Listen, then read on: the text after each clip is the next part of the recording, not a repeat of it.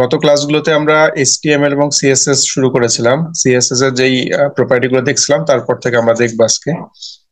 দেখেন আমাদের যেই স্ক্রিনে যেই কন্টেন্ট দেখতে পাচ্ছেন, এখানে CSS বক্স মডেল নামে একটা টপিক আমরা দেখতে পাচ্ছি। CSS নর্মালি কাজ ছিল যে কোনো একটা ওয়েব পেজকে আমরা যখন স্টাইলিশ করতে চাই, ওই পেজের ডিফারেন্ট টাইপ অফ স্টাইল দিতে চাই, তখন আমরা CSS ইউজ করি।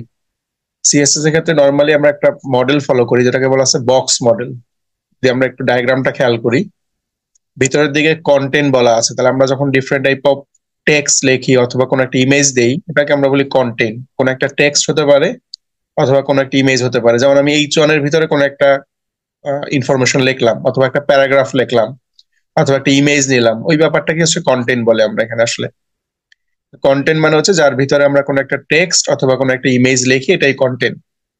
এখন কন্টেন্টের চারদিকেই যে স্পেসটা থাকে, দেখেন এখানে কন্টেন্টটা, ধরেন এটা ভিতরের যে বক্সটা হোয়াইট কালারের, দ্যাট ইজ এ কন্টেন্ট। কন্টেইনের চারপাশে কিছু এরিয়া দেখতে পাচ্ছি আমরা, যেটা একটু আমাদের গ্রে কালারের দেওয়া আছে, এটাকে আমরা হচ্ছে প্যাডিং। প্যাডিং মানে হচ্ছে যে লেখাটা আমি লিখতেছি অথবা যেই ছবিটা ইউজ করছি তার চারদিকে কতটুকু জায়গা আমি ফাঁকা রাখবো। উপরের দিকে একটু ফাঁকা জায়গা দেখা যাচ্ছে এখানে প্যাডিং এ, একইভাবে লেফট রাইট দুই সাইডে ফাঁকা দেখা যাচ্ছে, অ্যাজ ওয়েল অ্যাজ বটম একটা ফাঁকা জায়গা দেখা যাচ্ছে। তাহলে আমি যদি কোনো লেখার চারদিকে এরকম ফাঁকা জায়গা দিতে চাই, তাহলে আমাকে প্যাডিং এই জিনিসটা ইউজ করতে হবে CSS। তাহলে প্যাডিং মানে হচ্ছে লেখার চারদিকে অথবা কোনো একটা ছবির চারদিকে ফাঁকা স্পেস ক্রিয়েট করা। এই প্যাডিং এর ঠিক ইমিডিয়েট পরে আমরা দেখতে পাচ্ছি যেটা, সেটা হচ্ছে বর্ডার। তাহলে আমরা গত ক্লাস যারা করেছেন, বর্ডার নামে একটা প্রপার্টি দেখেছিলাম। এই বর্ডারের কাজ হচ্ছে লেখার চারদিকে একটা বাউন্ডারি বা একটা দেয়াল তৈরি করে দেওয়া। কারণ বর্ডার বলতে আমরা নর্মালি বাউন্ডারি বোঝাই, তাই না? লেখার চারদিকে একটা বাউন্ডারি বের জন্য আমরা বর্ডার অপশনটা ইউজ করি। এখন বর্ডারের ক্ষেত্রে দেখেন প্যাডিং, তার মানে প্রথমে থাকবে কন্টেন্ট, কন্টেন্টের পরে থাকবে হচ্ছে আমাদের প্যাডিং, এবং প্যাডিং এর পরে থাকবে হচ্ছে বর্ডার। বর্ডারের ইমিডিয়েট পরে যেটা দেখতে পাচ্ছি সেটা হচ্ছে মার্জিন। তাহলে এই হচ্ছে আমাদের একটা কন্টেন্ট যখন আমরা লিখবো, এই ব্যাপারটা এইভাবে করে হবে। প্রথমে থাকবে কন্টেন্ট, তারপরে থাকবে প্যাডিং, তারপরে থাকবে বর্ডার, এরপরে মার্জিন। এখন এটা যদি আমরা দেখতে চাই আসলে প্র্যাকটিক্যালি যে কিভাবে ব্যাপারটা হচ্ছে, আমি জাস্ট একটা ফাইল ওপেন করি। আমরা কাজ করেছিলাম যেখানে আমি আমার ডেস্কটপে একটা ফোল্ডার ক্রিয়েট করে নিয়েছিলাম HTML এর। জাস্ট HTML এই ফোল্ডারের ভিতরে আমরা কাজ করতাম। তাহলে আমি জাস্ট এখানে যদি আমাদের ভিজুয়াল স্টুডিও কোড এটাকে ইউজ করতেছিলাম আমাদের কোড এডিটর হিসেবে, যেখানে আমরা আসলে কোড লিখতাম। তাহলে আমি যদি ভিজুয়াল স্টুডিও কোড ওপেন করে নেই এখান থেকে,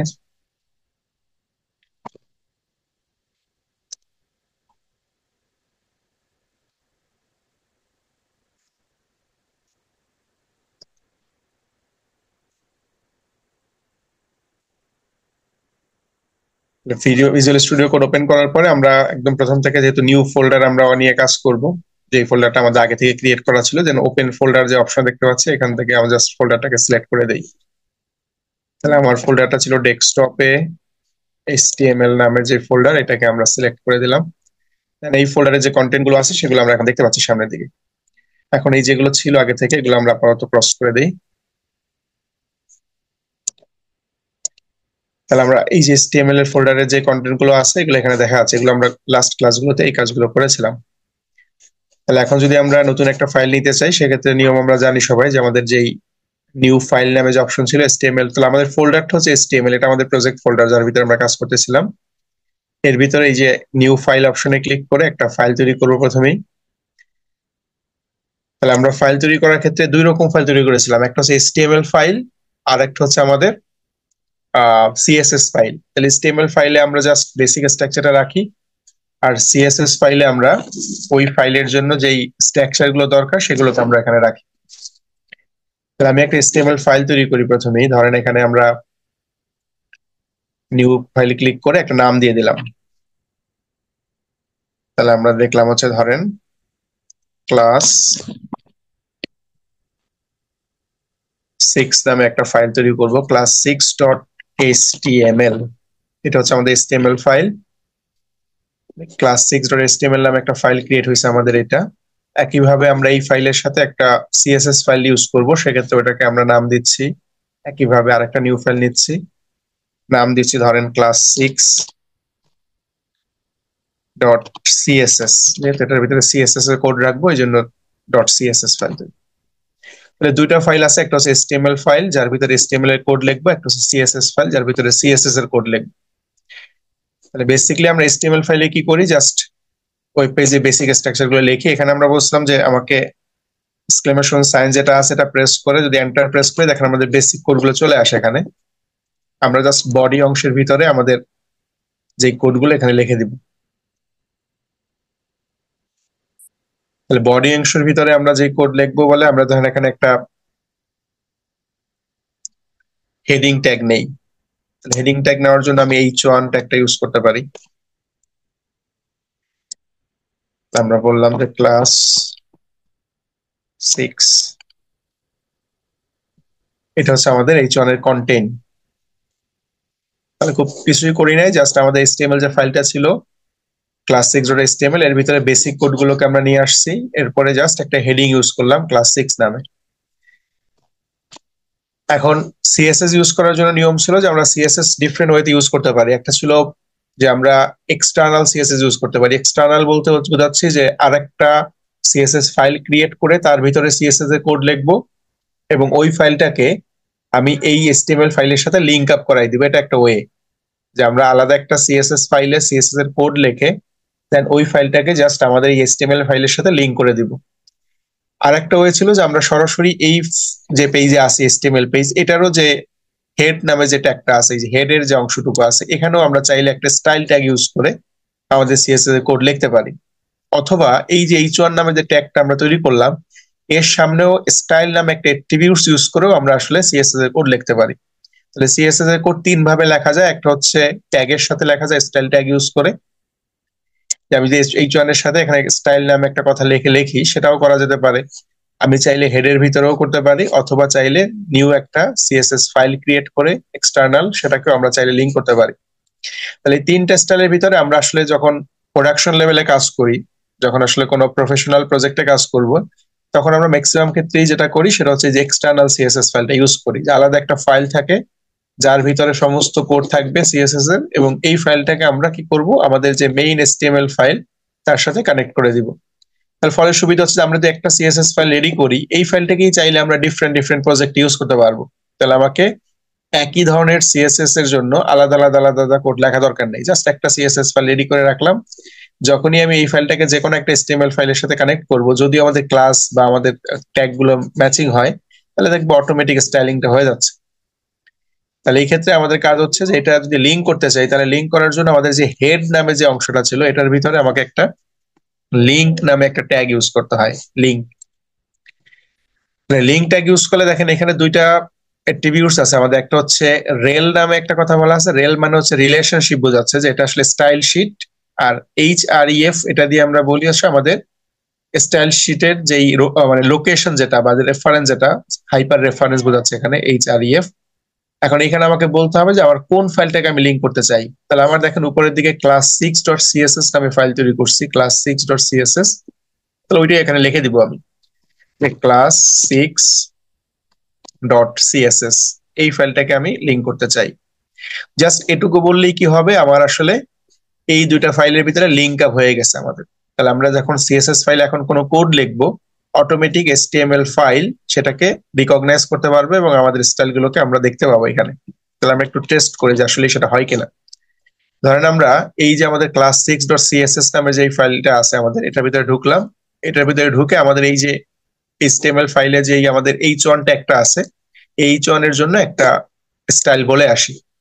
তাহলে H1 এর জন্য স্টাইল বলার জন্য আমাদের বলছিলাম যে আমরা একটা সিএসএস এর যখন কোনো একটা স্টাইল লিখি সেক্ষেত্রে আমাদের কি করতে হয়, সিলেকশন করতে হয় আগে। মানে সিএসএস লেখার একটা স্টাইল ছিল, প্রথমে বলছিলাম সিলেক্টর, এরপরে সেকেন্ড ব্র্যাকেটের ব্লকের ভিতরে আমাকে বলতে হয় যে প্রপার্টি কি হবে, ভ্যালু কি হবে, এইভাবে করে সিএসএস বলতে হয়। তাহলে সিলেক্টরের ক্ষেত্রে আমরা আসলে যদি H1 কে সিলেক্ট করতে চাই সেক্ষেত্রে আমরা সরাসরি লিখতে পারি H1, যেহেতু H1 একটা ট্যাগ, ট্যাগ কে সিলেক্ট করার জন্য ট্যাগের নাম লিখে দিতে হয়। এরপরে একটা সেকেন্ড ব্র্যাকেটের ব্লক ইউজ করতে হয়। এরপরে এর ভিতরে এসে আমাকে বলতে হয় যে আমি আসলে কোন ধরনের প্রপার্টি নিয়ে কাজ করবো। যখন আমরা কালার চেঞ্জ করবো তাহলে লিখতে হবে কালার। এরপর একটা ক্লোন ইউজ করে আমাকে বলতে হবে কালারটা কি কালারে চাই। তাহলে বললাম কালার চাই রেড, জাস্ট সিম্পল একটা কালার রেড। তাহলে এই হচ্ছে আমাদের একটা HTML প্রপার্টি ডিফাইন করার নিয়ম, যে আমাকে h1 দিয়ে আমরা কি করলাম, যে বোঝাইলাম যে আমি h1 ট্যাগটাকে সিলেক্ট করলাম এবং তার কালার দিতে চাই রেড। এখন যেটা সেভ করে দেই, এখন আমরা দেখতে চাই যে আসলেই কি আমাদের h1 এর যে ভিতরে যে ক্লাস 6 কথা লেখা আছে এটা কি রেড কালারে শো করে কিনা। তাহলে সেক্ষেত্রে আমাদের কি করতে হবে, এটাকে ব্রাউজারে আমাকে আসলে রান করতে হবে। তাহলে ব্রাউজারে রান করার জন্য আমাদের অনেকগুলো নিয়ম ছিল, যে আমরা চাইলে এই ফোল্ডারের থেকে বের হয়ে যায় আমাদের যেই ব্যাপারটা ছিল, আমি যদি এখান থেকে দেখতে চাই যে এখানে আমাদের এই যে আমাদের HTML নামের ফোল্ডার, এটার ভিতরে কিন্তু আমাদের ফাইলগুলো দেওয়া আছে। এটার ভিতরে ঢুকে পড়ি, তাহলে এখানে আমাদের এই যে class6.html এই ফাইলটা নিয়ে আমরা কাজ করতেছি, class6.html। জাস্ট এটাকে যদি আমরা এখান থেকে ওপেন উইথ অপশনে যে একটা ব্রাউজার দিয়ে ওপেন করি, গুগল ক্রোম অথবা যে কোনো একটা ব্রাউজার দিয়ে যদি ওপেন করি, সেক্ষেত্রে আমাদের ওই ফাইলের কন্টেন্টটা কিন্তু আমি আমার স্ক্রিনে দেখতে পাচ্ছি। এবং এইখানে দেখেন class6 কথাটা লেখা যাচ্ছে আমার স্ক্রিনের একেবারে কোনায়, দেখতে পাচ্ছেন কিনা? class6 কথাটা কিন্তু আমাদের দেখতে পাচ্ছি এবং সেটা রেড কালারেই দেখা যাচ্ছে। তাহলে আমাদের দুইটা যে ফাইল, HTML ফাইল এবং CSS ফাইল, এদের ভিতরে লিঙ্ক আপও ঠিক আছে এবং আমরা আমাদের কন্টেন্টটাকে HTML এর যেই হেডিং ট্যাগটা ছিল ওটাকে আমরা রেড কালারে দেখতে পাচ্ছি। তাহলে এই ছিল বেসিক্যালি আমরা CSS এর সাথে কিভাবে লিঙ্ক করি। আমরা গত ক্লাসগুলোতে এগুলো দেখেছিলাম যে কিভাবে লিঙ্ক করা যায়, কিভাবে একটা টেক্সটকে কালার চেঞ্জ করা যায়, কিভাবে ব্যাকগ্রাউন্ড চেঞ্জ করা যায়, কিভাবে এর চারদিকে বর্ডার দেওয়া যায়, কিভাবে প্যাডিং দেওয়া যায়। জাস্ট আমরা রিপিট করলাম। এখন আমাদের জাস্ট এই যে জিনিসটা দেখার কথা বলতেছিলাম,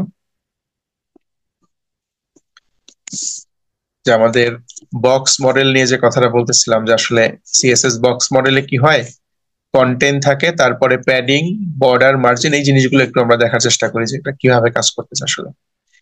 তাহলে আমাদের যেহেতু এই class6 এর আশেপাশে কোনো লেখা নাই বা আমাদের কোনো বর্ডার নাই, আমরা দেখতে পাচ্ছি না, তাহলে আমি একটা বর্ডার দিতে চাই। বর্ডার দিতে চাইলে আমাকে কি করতে হবে, আমার জাস্ট এই CSS ফাইলে ঢুকে আমরা চাইলে এখানে আরো কিছু CSS প্রপার্টি বলে দিতে পারি। যেমন কালার বলা আছে, একইভাবে চাইলে আমরা আরো কিছু প্রপার্টি বলতে পারি। ধরেন আমরা কালারের পরে যদি আরেকটা প্রপার্টি বলতে চাই, তাহলে আমরা জানি যে প্রপার্টি গুলো বলার জন্য এক একটাকে সেপারেট করার জন্য আমরা সেমিকোলন ইউজ করি। যেমন প্রথম প্রপার্টি বললাম কালার রেড, এখন সেকেন্ড আরেকটা প্রপার্টি বলতে চাই, তাহলে একটা সেমিকোলন দিলাম, সেকেন্ড সেমিকোলন দিয়ে আমরা সেকেন্ড প্রপার্টি বলবো। ধরেন আমি চাচ্ছি বর্ডার দিতে, তাহলে লিখে দিব বর্ডার।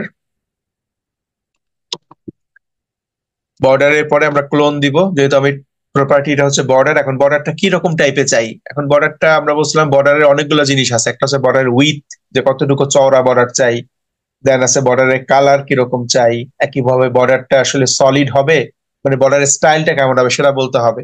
তাহলে অনেকগুলো জিনিস আমরা আলাদা করে বলতে পারি, যে বর্ডারটার উইথ হবে 2 পিক্সেল, বর্ডারটার কালার হবে ব্লু কালারের, বর্ডারটার আমাদের যে স্টাইলটা হবে ডট ডট ডট ডট ফর্মে। এইভাবে করে আলাদা আলাদা প্রত্যেকটা প্রপার্টি আমাকে বলা যেতে পারে। অথবা আমরা একটা শর্ট টার্ম নোটেশন জানি বা শর্ট নোটেশন জানি, যেখানে আমরা আসলে অনেকগুলো জিনিস একসাথে বলে দিতে পারি। যেমন বর্ডারের পরে যে আমি ক্লোন দিয়ে এখানে বলে দেই যে সাপোজ বললাম হচ্ছে 2 পিক্সেল, তাহলে এটা দিয়ে বোঝাচ্ছে আমার উইথটা কতটুকু হবে। এরপরে লিখলাম হচ্ছে সলিড, এটা দিয়ে বোঝাচ্ছে যে আমাদের বর্ডারটা কি সলিড হবে নাকি ডটেড হবে নাকি ড্যাশ হবে, কোন স্টাইল হবে সেটা বললাম সলিড। এরপর আমি বলবো কালারটা কিরকম হবে, ধরেন আমার কালার চাইছে গ্রিন কালারের, তাহলে লিখে দিলাম গ্রিন। তাহলে এই যে তিনটা জিনিস বললাম, এটা দিয়ে মিন করতেছে, প্রথমটা হচ্ছে আমার বর্ডারের উইথ, দ্বিতীয়টা দিয়ে মিন করতেছে বর্ডারের আমাদের স্টাইল, এন্ড তৃতীয়টা দিয়ে মিন করতেছে বর্ডারের আমাদের কালারটা কিরকম হবে। তাহলে এখন যদি আমরা একটু জাস্ট এটাকে সেভ করি এবং আমাদের যে ব্রাউজার ছিল এই ব্রাউজারটাকে রিলোড দেই, তাহলে দেখবো যে আমাদের আসলে এই যে class6 এর চারদিকে একটা বর্ডার চলে আসছে। পুরা class6 লেখার চারদিকে একটা বর্ডার চলে আসছে। এখন class6 এর চারদিকে পুরাটা বর্ডার চলে আসবে, মানে আমার পেজ যত বড় বর্ডারটা কিন্তু ঠিক তত বড়ই আসছে। তাহলে এটার কারণ হচ্ছে যে এই যে আমরা h1 ট্যাগ ইউজ করলাম বা h2 h3 যে ট্যাগ গুলো আমরা ইউজ করি, এই ট্যাগ গুলোকে আমরা বলি হচ্ছে ব্লক ট্যাগ। ব্লক ট্যাগ মানে হচ্ছে ও কি করে, স্ক্রিনের পুরো জায়গাটাকেই দখল করে। লিখতে আমার class6 লিখতে হয়তো একটু জায়গা লাগছে, বাট ও কি করছে, যেহেতু একটা block block block element tag, ও কি করছে, ওই পুরা লাইনটাকে সে দখল করে নিছে। তাহলে একইভাবে আমি একটা প্যারাগ্রাফ লিখতাম, সে ওই পুরো লাইনটাকেই দখল করতো। তাহলে কিছু কিছু ট্যাগ আছে যেগুলো ব্লক লেভেল ট্যাগ, যেগুলো কি করে ও পুরা লাইনটাকেই সে ক্যাপচার করে ফেলে। আর কিছু কিছু ট্যাগ আছে যে কি করে শুধুমাত্র যতটুকু জায়গা লাগবে তার ওটুকুই নিবে, এর বেশি নিবে না। এখন আমি যেটাকে ছোট করতে চাই সেক্ষেত্রে আমাদের ব্যাপার ছিল, কিন্তু আমরা জানি কিভাবে ছোট করতে হয়। তাহলে আমি যদি ক্লাস 6 এর জন্য এতগুলো জায়গা না চাই, সেক্ষেত্রে অবশ্যই আমরা কি করতে পারি, তার উইথটাকে কন্ট্রোল করতে পারি। যে আমি ক্লাস 6 এর জন্য কতটুকু উইথ চাই, তাহলে আমি যদি উইথ সিএসএস প্রপার্টিটা ইউজ করি, তাহলে কিন্তু আমি তাকে কন্ট্রোল করতে পারবো যে তার জন্য আসলে এতগুলো জায়গা দরকার নাই, একটু ছোট জায়গা হলে হবে। তাহলে সেক্ষেত্রে আমরা এখানে চাইলে কি করতে পারি, উইথ নামে একটা প্রপার্টি ইউজ করতে পারি। তাহলে উইথ দিয়ে বলে দিতে পারে যে ওর আসলে কতটুকু উইথ আমরা দিতে চাই। তাহলে উইথ এর ভিতরে যদি আমরা বলে দিই যে এখানে উইথ হবে আসলে 300 পিক্সেল, 300 px, এটা বলে দিলে দেখবেন যে আসলে ওর কিন্তু এখন আর ওই ফুল স্ক্রিনের যে যতটুকু জায়গা পুরাটাকে শেয়ার নিবে না, সে শুধুমাত্র 300 পিক্সেল যে জায়গাটার কথা বলছি এটুকুই জায়গা নিবে। একটু রিফ্রেশ করি আমাদের ফাইলটাকে।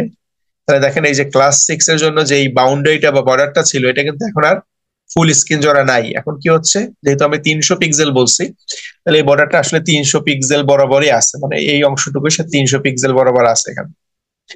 এখন এইখান থেকে আমরা বোঝার চেষ্টা করবো যে আসলে বক্স মডেল ব্যাপারটা কি। তাহলে এই ভিতরে যে ক্লাস 6 কথাটা লেখা আছে এটাই হচ্ছে আমাদের কন্টেইন, তাই না? ক্লাস 6 লেখাটাই কিন্তু আমার কন্টেইন। এখন এই ক্লাস 6 এবং এই চারপাশে যে বর্ডারটা, এই দুইটার মাঝখানে একটা স্পেস আছে না, দেখা যাচ্ছে কি যে আমাদের যে ক্লাস 6 লেখা আছে এবং এই যে স্পেস যেটা ক্লাস 6 এবং আমাদের বর্ডারের মাঝখানে যে স্পেসটা আছে, এই যে এখানে একটা এই যে স্পেস আছে ক্লাস 6 লেখার উপরে, আবার ক্লাস 6 লেখার নিচেও কিছুটা স্পেস আছে আমাদের। একইভাবে যদি আমরা দেখি যে ক্লাস 6 লেখার বাম দিকে হয়তো স্পেস খুবই কম আছে, বাট এদিকেও স্পেস আছে, তাহলে এইগুলোকে আমরা বলতেছি কি, এই অংশগুলোকে আমরা বলতেছি প্যাডিং।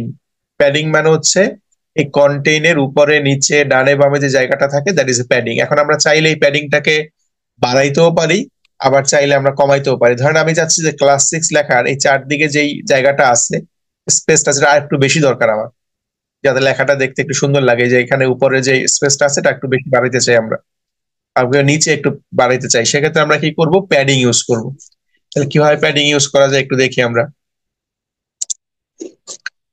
তাহলে আমি আবার চলে গেলাম আমার কোড উইন্ডোতে, বুঝলাম যে আমাদের প্যাডিং নামে একটা প্রপার্টি আছে। তাহলে আমরা প্যাডিং যদি বলে দেই প্যাডিং, এখন দেখেন প্যাডিং যখন লিখতেছি আমাকে কিন্তু অনেকগুলো হেল্প দিচ্ছে। তাহলে এই হেল্প গুলো আমরা জানি যে এগুলো আসলে আমাদের কে দিচ্ছে, ভিএস কোড দিচ্ছে বা ভিজুয়াল স্টুডিও কোড। তাহলে আমরা যে ধরনের আইডি ইউজ করি, আইডি মানে হচ্ছে ইন্টিগ্রেটেড ডেভেলপমেন্ট এনভায়রনমেন্ট, মানে যেখানে আমরা আসলে কোড লিখি। তাহলে এগুলো হচ্ছে আমাদের মডার্ন আইডি, যেহেতু বা মডার্ন যেই আমাদের কোড এডিটর গুলো, এরা কি করে আমাকে বেশ কিছু হেল্প করে। ফলে আমাদের কি হচ্ছে যে সবগুলো কিন্তু মুখস্থ রাখা দরকার নেই আমাদের। এখন এরকম তো অনেক প্রপার্টি আছে সিএসএস এর, এখন সবগুলোকে আমরা মুখস্থ রাখবো আসলে পসিবল? সিএসএস এর অনেক প্রপার্টি আছে, এইচটিএমএল এর অনেক ট্যাগ আছে। এখন এই সবগুলো যদি মুখস্থ রাখতে হয়, তাহলে তো আমরা সামনের দিকে যে আরো কিছু দেখবো, জাভাস্ক্রিপ্ট প্রোগ্রামিং দেখবো বা বিভিন্ন কিছু দেখবো, এত কিছু মনে মনে মনে রাখবো কিভাবে আমরা? আসলে এত কিছু মনে রাখা সম্ভব একজন মানুষের পক্ষে? তাহলে আমরা কিন্তু আসলে সবকিছু মনে রাখি না। আমরা আসলে কি করি, কাজ করতে করতে এই জিনিসগুলো অটোমেটিক আমাদের কি হবে, ইউজেবল হয়ে যাবে আমরা। তাহলে সেক্ষেত্রে এই যে মডার্ন ব্রাউজার গুলো আপনাকে হেল্প করতে, আপনি যে জানেন যে প্যাডিং দিয়ে কি কাজ হয়, প্যাডিং দিয়ে হয় লেখার উপরে নিচে ডানে বামে আপনি জায়গা নিতে পারেন। জাস্ট এই কথাটা যদি আপনি জানেন, তাহলে আপনি প্যাডিং যখনই লিখবেন দেখবেন প্যাডিং এসে আপনার ডিফারেন্ট অপশন গুলো দিচ্ছে আপনাকে। ফলে কি হচ্ছে, আমার কিন্তু পুরো সবগুলা মুখস্থ মানে মনে একদম যে হুবাহু মুখস্থ করে রাখতে হবে এরকম না। তাহলে আমি যদি বলি যে আমি শুধুমাত্র বাম মানে লেফট সাইডে প্যাডিং চাই, তাহলে আমি প্যাডিং লেফট বলতে পারি। আমি যদি রাইট সাইডে চাই তাহলে রাইট বলতে পারি। আর প্যাডিং বলা মানে হচ্ছে আমি চারদিকেই চাই, তাহলে একসাথে যদি আমি প্যাডিং অপশন নেই তাহলে চারদিকে হবে। তাহলে আমরা আপাতত লেফট দেখি কি হয়। লেফট অপশনটা নিলাম, প্যাডিং লেফট। এখন প্যাডিং লেফটের ভিতরে আমি কতটুকু চাই, মানে বাম দিকে কতটুকু ফাঁকা চাই সেটা আমরা বলবো। তাহলে লেফট সাইডে আমি যদি বলি যে লেফট সাইডে আমরা 20 পিক্সেল ফাঁকা চাই, 20 পিক্সেল। তাহলে এখানে পিক্সেল আকারে বলা যায়, পার্সেন্টেজ আকারে বলা যায় যে আমরা 5% বা 10% চাই। সেন্টিমিটার আকারে অনেকগুলো ইউনিট আছে, বাট পিক্সেলটাই হচ্ছে মোস্ট কমন ইউনিট, যে আমাদের স্ক্রিনের এরিয়া গুলোকে আমরা পিক্সেল দিয়ে বোঝাই। তাহলে 20 পিক্সেল পরিমাণ আমি চাই কি আমার লেফট সাইডে ফাঁকা থাক। জাস্ট এরপর একটা সেমিকোলন দিয়ে দিলাম, তার মানে আমাদের প্যাডিংটা লেফট সাইডে 20 পিক্সেল হবে। এখন আমি এটা সেভ করি। সেভ করে যদি আমরা ব্রাউজারটাকে আবার যাই, দেখেন এই অবস্থায় কিন্তু আমাদের এই অবস্থায় কিন্তু দেখেন আমাদের ক্লাস 6 যেটা লেখা আছে, এই ক্লাস 6টা কিন্তু একদম মানে বর্ডারের বরাবর আছে, কোনো জায়গা আছে বলে দেখা যাচ্ছে না। ক্লাস 6 এবং বর্ডারের মাঝখানে স্পেসটা কিন্তু একদম মিনিমাম, নাই বললেই চলে। আমি যদি একটু রিফ্রেশ করি তাহলে দেখবেন ক্লাস 6 লেখাটা একটু ভিতরের দিকে চেপে আসছে না? এখানে একটা স্পেস চলে আসছে কিনা একটু দেখা যাচ্ছে কি? হ্যাঁ, তাহলে দেখেন এই যে আমাদের ক্লাস 6 লেখাটা আমাদের ভিতরের দিকে একটু চেপে আসছে, তার মানে হচ্ছে এই যে অংশটুকু আমাদের মানে এডিশনাল অ্যাড হইলো, এটাই হচ্ছে আমাদের কি লেফট প্যাডিং।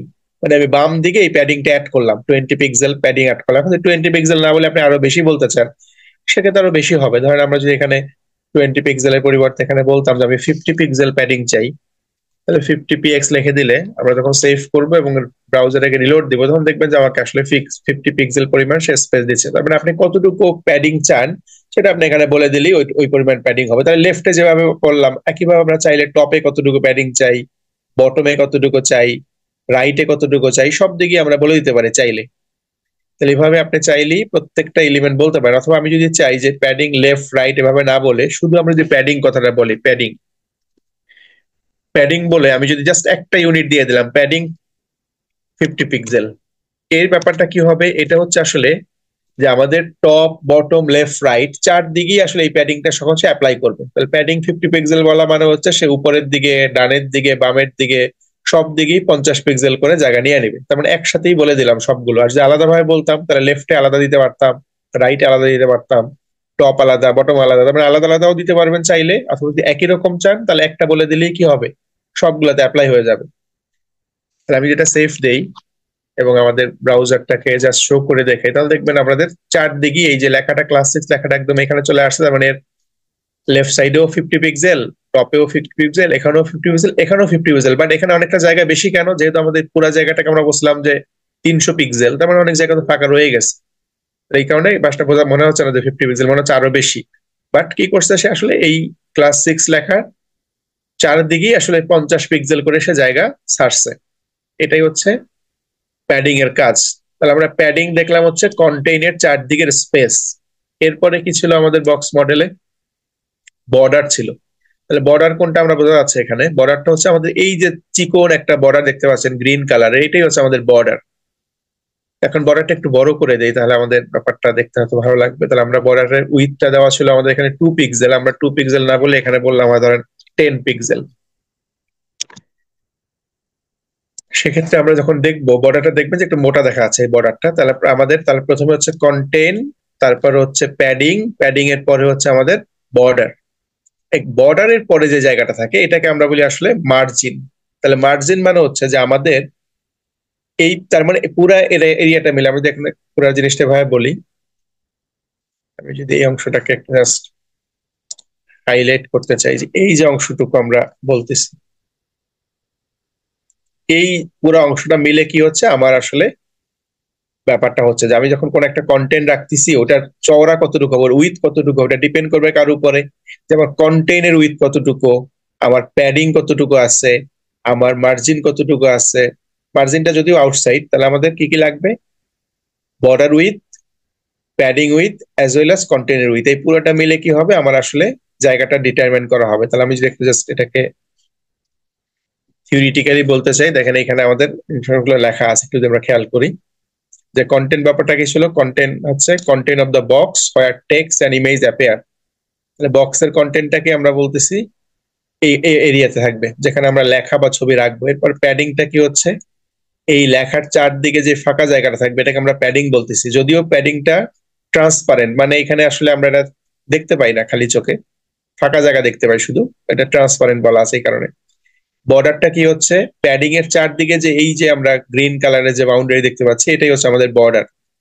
আর এর বাইরে যে এরিয়াটা আছে আমাদের এটা হচ্ছে মার্জিন। তার মানে পাশাপাশি যদি দুইটা এলিমেন্ট রাখেন, ধরেন এটা একটা এলিমেন্ট রাখলাম আমরা H1, পাশে আরেকটা এলিমেন্ট রাখবো, এখন এই দুইটা এলিমেন্টের মাঝখানে জায়গাটা থাকবে, এটাই আসলে মার্জিন। দুইটা জিনিস দিয়ে পাশাপাশি দুইটা বক্স আমরা পাশাপাশি রাখলাম, আমি যদি এভাবে চিন্তা করি যে এটা একটা বক্স আছে আমাদের, এটা একটা বক্স, এটা একটা বক্স, দুইটা বক্স আমি পাশাপাশি রাখবো। তাহলে এই যে মাঝখানে যে জায়গাটা আছে এটাকে আমরা বলছি মার্জিন। মানে এই পুরাটা মিলে হচ্ছে একটা বক্স, এই পুরাটা মিলে একটা বক্স, এরকম এর পাশে আর একটা বক্স আছে, তার মানে এই দুইটা বক্সের মাঝামাঝি যে জায়গাটা থাকবে, উপরের দিকে জায়গা থাকবে, এগুলোকে আমরা বলতেছি আসলে আমাদের মার্জিন এরিয়া। এখন নিচের দিকে জাস্ট যে জন্য আমরা এত কথা বলতেছি, ব্যাপারটা কি আসলে, কেন আমাদের এটা ইম্পর্টেন্ট। এই যে নিচে দেখেন the total width of an element, তাহলে একটা এলিমেন্টের উইথটা কিভাবে আমরা ডিটারমাইন করবো, যে আমি যখন কোন একটা জিনিসকে রাখবো আমার ওয়েব পেজে, তখন তো আমাকে হিসাব করতে হবে যে আমার কতটুকু জায়গায় এই জিনিস থাকবে। আমি একটা ছবি রাখতে চাই, এখন ছবিটা কতটুকু জায়গায় থাকবে সেটা কিন্তু আমার ক্যালকুলেশন করতে হবে। আমার স্ক্রিনের সাইজ কতটুকু সেই হিসাবে ক্যালকুলেট করতে হবে, কারণ না হলে কিন্তু আপনি যখন ওই ছবিটা কি মোবাইলে দেখবেন অথবা ডেস্কটপে দেখবেন অথবা ল্যাপটপে দেখবেন, তখন দেখবেন যে আসলে প্রপারলি পজিশন হচ্ছে না। তাহলে আপনাকে এইভাবে ক্যালকুলেট করে দিতে হবে যে আমি আসলে ছবি যেটা রাখবো এটা আসলে কতটুকু এরিয়া নিবে। তাহলে আমরা কিভাবে ক্যালকুলেট করবো, বলা আছে the total width of an element, তার মানে একটা এলিমেন্টের টোটাল উইথটা আমরা ক্যালকুলেট করবো হচ্ছে কিভাবে, প্রথমে হচ্ছে ওই এলিমেন্টের উইথ, যেমন আমরা এখানে বলছিলাম যে আমাদের H1 এর জন্য উইথ হবে কত, 300 পিক্সেল। তাহলে প্রথমে আমাকে দেখতে হবে ওই এলিমেন্টের জন্য কতটুকু উইথ নিচ্ছে সেটা আমাকে দেখতে হবে। নেক্সট আমাকে দেখতে হবে লেফট প্যাডিং এ কতটুকু আছে, এরপর আমাকে দেখতে হবে রাইট প্যাডিং এ কতটুকু আছে, এরপর আমাকে দেখতে হবে লেফট বর্ডারে কতটুকু যাচ্ছে এবং রাইট বর্ডারে কতটুকু যাচ্ছে। এই পুরাটা মিলে কি হচ্ছে, আমার আসলে ওই এলিমেন্টের উইথটা ক্যালকুলেট হবে। এটা যদি আমরা ফিজিক্যালি বুঝতে চাই, এই ব্যাপারটা একটু যদি দেখেন, এটার সিএসএস কোডটা একটু দেখাই আমরা কি লিখছিলাম। এই যে এখানে দেখেন আমাদের লেখা ছিল ব্যাপারটা এরকম, যে উইথ হচ্ছে 300 পিক্সেল। এটা একটু খেয়াল করি, উইথটা ছিল আমাদের কত, 300 পিক্সেল। আমি একটু কমাই দিই, এত বড় পিক্সেল না দিয়ে ছোট করে দিই, এটাকে বললাম ধরেন 200 পিক্সেল বলে দিই, ছোট হোক। আর প্যাডিংটা খেয়াল করেন কত বলেছি, প্যাডিংটা বলছে হচ্ছে আমাদের 50 পিক্সেল। আর বর্ডারটা বলা আছে 10 পিক্সেল। তাহলে আমরা যেহেতু একটা সংখ্যা দিয়েছি, তার মানে কি চারদিকেই 10 পিক্সেল করে বর্ডার, চারদিকেই 50 পিক্সেল করে প্যাডিং, একটু এটা মনে রাখি আমরা। এখন আমি যদি জাস্ট আমার ওয়েব পেজটাকে দেখি, রিলোড দেই, তাহলে পুরো জিনিসটা কতটুকু হচ্ছে আসলে আমাদের। তাহলে আমি জাস্ট একটু মাপি ব্যাপারটা, তাহলে আমি এখান থেকে জাস্ট এই যে স্ক্রিনের সাইজটা মাপি যে আমার পুরো বক্সটা আসলে কতটুকু সাইজ হচ্ছে। এই পুরো জিনিসটা একটু মেপে দেখি আসলে কতটুকু আসছে। তাহলে দেখেন আমার এখানে দেখাচ্ছে উপরের দিকের কোনায়, দেখতে পাচ্ছেন কিনা, এখানে আমাদের বলা আছে 560 × 370 273। এই 560 হচ্ছে আমাদের উইথ, মানে চওড়া কতটুকু, 560 পিক্সেল। তাহলে আমার এটা হচ্ছে 560 পিক্সেল হচ্ছে চওড়ায়, আর 273 পিক্সেল হচ্ছে এটার হাইট। এখন 560 সে পাইলো কোথা থেকে, আমি তো 560 দেই না, আমি কি 560 দিয়েছিলাম বলেন তো, আমি তাকে কতটুকু দিয়েছিলাম এখানে,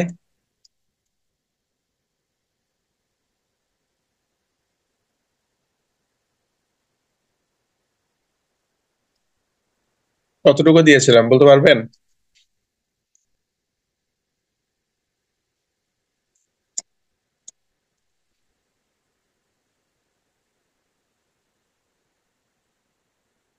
বলেন, আমরা দিয়েছিলাম কতটুকু, তার উইথ দিয়েছিলাম আমরা, ভিতরে এলিমেন্ট দিয়েছিলাম আসলে 200 পিক্সেল, তাই না? তাহলে শুধুমাত্র 200 পিক্সেল এটাই ধরে নাই, তারপরে দেখেন এইখানে এই যে 200 পিক্সেলের পরে এইখানে যে স্পেসটা আছে, এখানে ছিল 50 পিক্সেল, এখানে পাইছে এক্সট্রা, এই পাশ থেকে আবার পেয়েছে 50 পিক্সেল। এরপরে কি হচ্ছে আমাদের এই যে বর্ডারটা আছে, এই বর্ডারের জন্য কিন্তু আমাকে স্পেস লাগছে, এই বর্ডারের জন্য স্পেস লাগছে আমাদের এই পাশে, একইভাবে এই পাশে বর্ডারের জন্য স্পেস লাগছে। আমরা উইথ যখন বলি তখন আমাদের শুধুমাত্র কন্টেনের উইথই হবে না, ওর বামে ডানে কতটুকু স্পেস আছে ওটাকেও সে ক্যালকুলেট করে, এবং বামে ডামে ডানে কতটুকু আমাদের যে বর্ডার আছে এটাকেও সে ক্যালকুলেট করে। এই পুরোটা মিলে কি হচ্ছে, এই জিনিসটাকে সে উইথ বলতেছে যে কতটুকু জায়গা লাগতেছে তার। একইভাবে হাইট যখন বলে তখন কি করে, এটার এটার হাইট অ্যাজ ওয়েল অ্যাজ উপরে নিচে কতটুকু হাইট লাগতেছে, এখানে কতটুকু হাইট, এখানে কতটুকু হাইট, একইভাবে আমাদের বর্ডারের কতটুকু হাইট, এই সবগুলোকে হিসাব করে সে আসলে হাইট ক্যালকুলেট করে। তাহলে আমরা যখন আসলে ওয়েব পেজ ডিজাইন করব তখন আমাদের এই জিনিসগুলোকে কনসিডার করতে হবে, যে আমি আসলে উইথটা যখন বলতেছি তখন কিন্তু শুধুমাত্র আমাকে এই উইথটা চিন্তা করলেই হবে না, যে আমার কন্টেন্টের উইথ কতটুকু, আমাকে চিন্তা করতে হবে এর চারদিকে প্যাডিং কতটুকু লাগবে, এর চারদিকে মার্জিন কতটুকু লাগবে, এর আমাদের বর্ডার কতটুকু লাগবে, সব মিলাই আমাকে চিন্তা করতে হবে। আদারওয়াইজ আমি যদি পাশাপাশি অনেকগুলো এলিমেন্ট রাখি, দেখবো যে আমাদের কোন একটা এলিমেন্ট হয়তো উপরে আছে, কোন একটা এলিমেন্ট হয়তো কেটে নিচে চলে গেছে। কেন? যেহেতু উইথের সাথে সে ম্যাচ করতে পারে না দুইটা উইথ। তাহলে আমাদের এই টোটাল স্ক্রিনের যে উইথ, এর থেকে যদি বড় কিছু রাখি তাও তা রাখতে পারবে না সে একসাথে। তাহলে আমার হয়তো এখানে আমি যদি পুরোটা মাপি কতটুকু আসে, আমি যে একটু দেখতে চাই এখানে, জাস্ট আমি এটাকে দেখি যে আমার স্ক্রিনের উইথ কতটুকু। এখন এখানে এরিয়া উইথ বলতে হচ্ছে এই সাদা এরিয়া যেখানে আমি লেখা দেখতে পাচ্ছি, আমার এখানে দেখা আছে দেখেন 1365। তাহলে আমি 1365 পিক্সেল সর্বোচ্চ দেখতে পাচ্ছি এই স্ক্রিনে এখন পর্যন্ত। তাহলে আমি যদি কোনো এলিমেন্ট রাখতে চাই যে এখানে একটা বক্স রাখবো, এরপরে এখানে আরেকটা বক্স রাখবো, পাশাপাশি দুইটা বক্স রাখবো, বাট এই দুইটা বক্স মিলে কিন্তু আমাকে এই 1365 বেশি হলে হবে না। কারণ এই 1365 ভিতরে আমাদের কি হইতে হবে, মার্জিন থাকবে, বর্ডার থাকবে, প্যাডিং থাকবে, কন্টেন্ট থাকবে, সব মিলাইয়া কিন্তু এই 1365, এর বেশি কিন্তু আমি জায়গা পাবো না। তাহলে আমাকে যখনই একটা এলিমেন্টের উইথ ডিটারমাইন করবো, তখন আমাকে চিন্তা করতে হবে যে আমার টোটাল উইথ এতটুকু, এর থেকে আমি আসলে কতটুকু নিব হচ্ছে এই পাশের বক্সের জন্য, এই পাশে কত বক্সের জন্য। তাহলে এভাবে করে আমরা ব্যাপারগুলো বুঝবো। আপাতত আমরা এটুকুই এখান থেকে দেখলাম। নেক্সট এলিমেন্ট দেখি আমরা কি বলা আছে এরপরে। নেক্সট জিনিসটা আমরা দেখবো যে সিএসএস আউটলাইন নামে একটা টপিক আছে। সিএসএস আউটলাইন, আউটলাইন ব্যাপারটা হচ্ছে যে বর্ডার যেটা দেখলাম, এই বর্ডারের বাইরে যদি আমরা কোনো একটা জিনিস রাখতে চাই, বর্ডারের বাইরে যদি কোনো একটা লাইন ড্র করতে চাই, সেটাকে বলে আউটলাইন। এই যে outline is a line ড্রন outside the border. তাহলে বর্ডারের বাইরে যদি আপনি কিছু রাখতে চান সেটাকে বলে আউটলাইন। তাহলে একটু দেখি যে আউটলাইন কিভাবে কাজ করে। এখন আউটলাইন করার জন্য আমাদের কি হচ্ছে দেখেন, এখানে আউটলাইনের ক্ষেত্রে কিছু স্টাইল বলা আছে, আমরা আউটলাইন গুলোকে কিভাবে বলি। তাহলে আমরা জাস্ট শর্টকাটে একটা দেখি। তাহলে আমি জাস্ট এখানে কি করব, এইখানে আউটলাইন নামে প্রপার্টিটা ইউজ করি। আউটলাইন একটু নিচে নিয়ে আসি, এগুলোকে এন্টার দিয়ে যাতে দেখা যায়।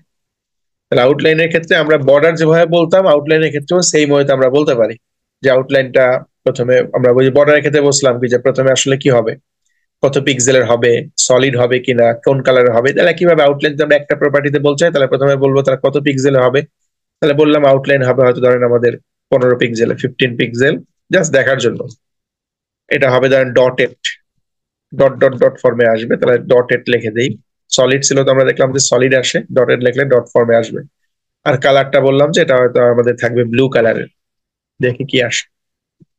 এখন জাস্ট এটাকে সেভ করে দিব এবং আমাদের যেই ব্রাউজার আছে ব্রাউজারটাকে রিলোড করে দেখি কি হয়। ব্রাউজার রিলোড করে দেখেন যেখান থেকে আমাদের এই যে আমাদের বর্ডারটা শেষ হয়েছে, বর্ডারের ঠিক বাইরে কিন্তু আসছে। এটা দেখেন বর্ডারের বাইরে আউটলাইনটা আসছে আমাদের। তাহলে আউটলাইন হচ্ছে বর্ডারের বাইরে আসছে, এবং ডটের যেহেতু বলছে ডট ডট বার গোল গোল গোল এই অবস্থায় আসছে। আর এই যে একটু মোটা আসছে কারণ হচ্ছে আমি 15 পিক্সেল বলছিলাম, যদি ছোট করে দিতাম, তাহলে আমি যদি ডটের না বলে এটাকে সলিড বলতাম, তাহলে দেখবেন যে আসলে সলিড ফর্মে আসবে। সলিড যদি বলে দেই, সেক্ষেত্রে দেখবেন বর্ডারের বাইরে, যে বর্ডারটার বাইরে সলিড একটা ফ্রেমের মতো একটা অপশন চলে আসছে। যে এটা তার মানে এটা হচ্ছে আমাদের বর্ডার ছিল গ্রিন কালারের, আর বর্ডারের বাইরে যেটা আসছে এটা হচ্ছে আমাদের আউটলাইন। আমরা আউটলাইন এরকম ইউজ করতে পারি যেটা আসলে বর্ডারের বাইরের এরিয়াটাকে ডিটারমাইন করে। তাহলে এখানে আউটলাইন দেওয়ার জন্য কি কি বলা আছে, আউটলাইন স্টাইল। আউটলাইন কোন স্টাইলে হবে, তাহলে স্টাইল মানে কি, যে ডটেড হবে নাকি সলিড হবে, এটাই স্টাইল। আপনি আলাদাভাবে দিতে চাইলে তাহলে এইভাবে দিতে পারেন, আউটলাইন স্টাইল ক্লোন দিয়ে বলবেন ডটেড অথবা সলিড অথবা ড্যাশ। আউটলাইন কালার মানে কোন কালারে চাই, হয়তো রেড, গ্রিন, ব্লু, যে কোনো কালার বলতে পারেন। আউটলাইন উইথ এর মানে হচ্ছে আউটলাইনটা কতটুকু চওড়া হবে। আমরা যেমন বললাম 10 পিক্সেল, 15 পিক্সেল, এগুলো আমরা আলাদা করে বলতে পারি। আউটলাইন অফসেট, অফসেট মানে হচ্ছে বর্ডার থেকে আউটলাইনের মাঝখানে কোনো গ্যাপ থাকবে কিনা। বর্ডার এবং আউটলাইনের মাঝখানে যদি গ্যাপ চাই তাহলে এই অফসেট অপশনটা ইউজ করতে পারি। একটু দেখতে চাই কিভাবে কাজ করে, তাহলে আমি এটা যদি একটু অফসেটটাকে ইউজ করতে চাই, তাহলে এখানে আমি যদি বলে দেই যে আউটলাইন অফসেট, আউটলাইন অফসেটটা বললাম কত হবে, হয়তো বললাম যে 5 পিক্সেল, 5 পিক্সেল। এটা করলে কি হবে, আমরা যে একটু সেভ করি, দেখেন নর্মালি কি হচ্ছে আমাদের বর্ডার এবং আউটলাইন দুইটা কিন্তু একেবারে একটার সাথে একটা মিলে গেছে, ফাঁকা মাঝখানে কোনো ফাঁকা জায়গা নাই। এই বর্ডারের ঠিক ইমিডিয়েট পরে আমাদের আউটলাইনটা চলে আসছে। বাট আমি তো অফসেট বলে দেখেন এই যে বর্ডার এবং আউটলাইনের মাঝখানে একটা গ্যাপ দেখতে পাচ্ছি না, এই কতটুকু গ্যাপ, এটা 5 পিক্সেলের একটা গ্যাপ। যেহেতু আমরা এখানে অফসেট দিয়েছি 5 পিক্সেল, তার মানে এই বর্ডার এবং আউটলাইনের মাঝখানে 5 পিক্সেলের একটা গ্যাপ আমরা দেখতে পাচ্ছি এখানে। তাহলে এটা দিয়ে আপনি কন্ট্রোল করতে পারেন যে আসলে বর্ডার এবং আউটলাইনের মাঝখানে কতটুকু ফাঁকা জায়গা দেখতে চান আপনি। তাহলে এই প্রপার্টি গুলো আমরা ইউজ করতে পারি আউটলাইনের ক্ষেত্রে। কি কি ইউজ করতে পারবো, যে আমরা চাইলে আউটলাইন কোন স্টাইলে দিব সেটা বলতে পারবো, আউটলাইনটা কোন কালারে দিব সেটা বলতে পারবো, আউটলাইন কতটুকু চওড়া হবে সেটা বলতে পারবো, আউটলাইন এবং বর্ডারের মাঝখানে স্পেস কতটুকু থাকবে সেটা অফসেট দিয়ে বলবো। আর শুধুমাত্র যখন আউটলাইন ইউজ করবো তখন তো আমরা দেখলামই যে বলে দিতে পারবো, একসাথেই বলতে পারবো। তখন আমাকে আলাদাভাবে আর স্টাইল, কালার, উইথ এই তিনটা আলাদা বলা দরকার নেই, আমরা একসাথেই বলে দিব যে প্রথমেই বলবো হচ্ছে উইথ কতটুকু হবে, তার মানে কিভাবে বলি, এখানে ক্লোন দিয়ে আমরা প্রথমেই বলি কত, ধরেন উইথ যে 10 পিক্সেল। এরপরে বলি হচ্ছে স্টাইলটা কি হবে, হয়তো বললাম সলিড। এরপরে বলি তার কালারটা কি হবে, হয়তো বললাম রেড। তাহলে এই তিনটা জিনিসকে যদি আমরা একসাথে করতে চাই, যে আউট স্টাইল কালার উইথ, এই তিনটা আলাদা করে না বলে একসাথে বলতে গেলে আমরা এভাবে বলতে হয় যে প্রথমে আউটলাইন, এরপরে ক্লোন দিয়ে প্রথমটা হচ্ছে উইথ, তারপর একটা হচ্ছে স্টাইল, তারপর একটা হচ্ছে কালার। তাহলে এটা বললে কি হয়, একসাথেই তিনটার কাজ হয়ে যায়। তাহলে আপনি চাইলে ইন্ডিভিজুয়ালিও বলতে পারেন, চাইলে একসাথেও বলতে পারেন, যেটা আপনার যখন যেটা অ্যাপ্লিকেবল তখন এটা ইউজ করতে হবে। তাহলে আপাতত আমরা এটা শেষ করলাম। নেক্সট আমাদের যে অপশন নিয়ে কথা বলবো, সিএসএস আইকন নামে একটা অপশন দেখতে পাচ্ছি, সিএসএস আইকন। এখন সিএসএস আইকন ব্যাপারটা কি, আমরা ওয়েব পেজের ভিতরে মাঝে মধ্যে ডিফারেন্ট টাইপ অফ আইকন দেখতে পাই। আইকন মানে কি, যে ডিফারেন্ট টাইপ অফ, ধরেন আমরা সিম্বল দেখতে পাই, ক্লাউডের সিম্বল হতে পারে, টেলিফোনের সিম্বল, বা ডিফারেন্ট ডিফারেন্ট, ফেসবুকের একটা সিম্বল থাকতে পারে। তাহলে ডিফারেন্ট টাইপ অফ সিম্বল গুলোকে আমরা আসলে পেজে দেখতে পাই। তাহলে এগুলো আমরা কিভাবে নিয়ে আসবো, এখানে সিএসএস আইকন নামে যে অপশন আছে এটা ইউজ করতে পারি তখন। এখন আইকন আনার জন্য আমরা কি করবো, আমি যদি ব্রাউজারে যাই, এখানে যদি আমরা জাস্ট ফন্ট অসম নামে একটা ব্যাপার আছে, ফন্ট অসম, এখানে ফন্ট অসমে অনেকগুলো আইকন দেওয়া আছে, আমরা চাইলে ওই আইকন গুলোকে ইউজ করতে পারি। আমি যদি ফন্ট অসমে অপশনে যাই, যে ফন্ট অসম আইকন, দেখেন এখানে গেলে পাবে না। জাস্ট আমি যদি গুগলে যে সার্চ করি ফন্ট অসম, দেখবেন যে এখানে দেখেন অনেক আইকন আছে, এই যে দেখতে পাচ্ছি কিনা, এখানে আমাদের অনেক আইকন দেখতে পাবো আমরা। এই যে আইকন নামে যে উপরের দিকে বার আছে, আইকনে প্রেস করলে আমাদের এখানে দেখেন আইকনের লিস্ট আসবে অনেক। আমরা চাইলে এটাকে সার্চ করেও, এখানে যে এখানে সার্চ বলা আছে কি ধরনের আইকন চাই, আমি যদি এখানে বললাম যে আমি চাই ফোন আইকন, ফোন, দেখি ফোনের আইকন দেখে কিনা।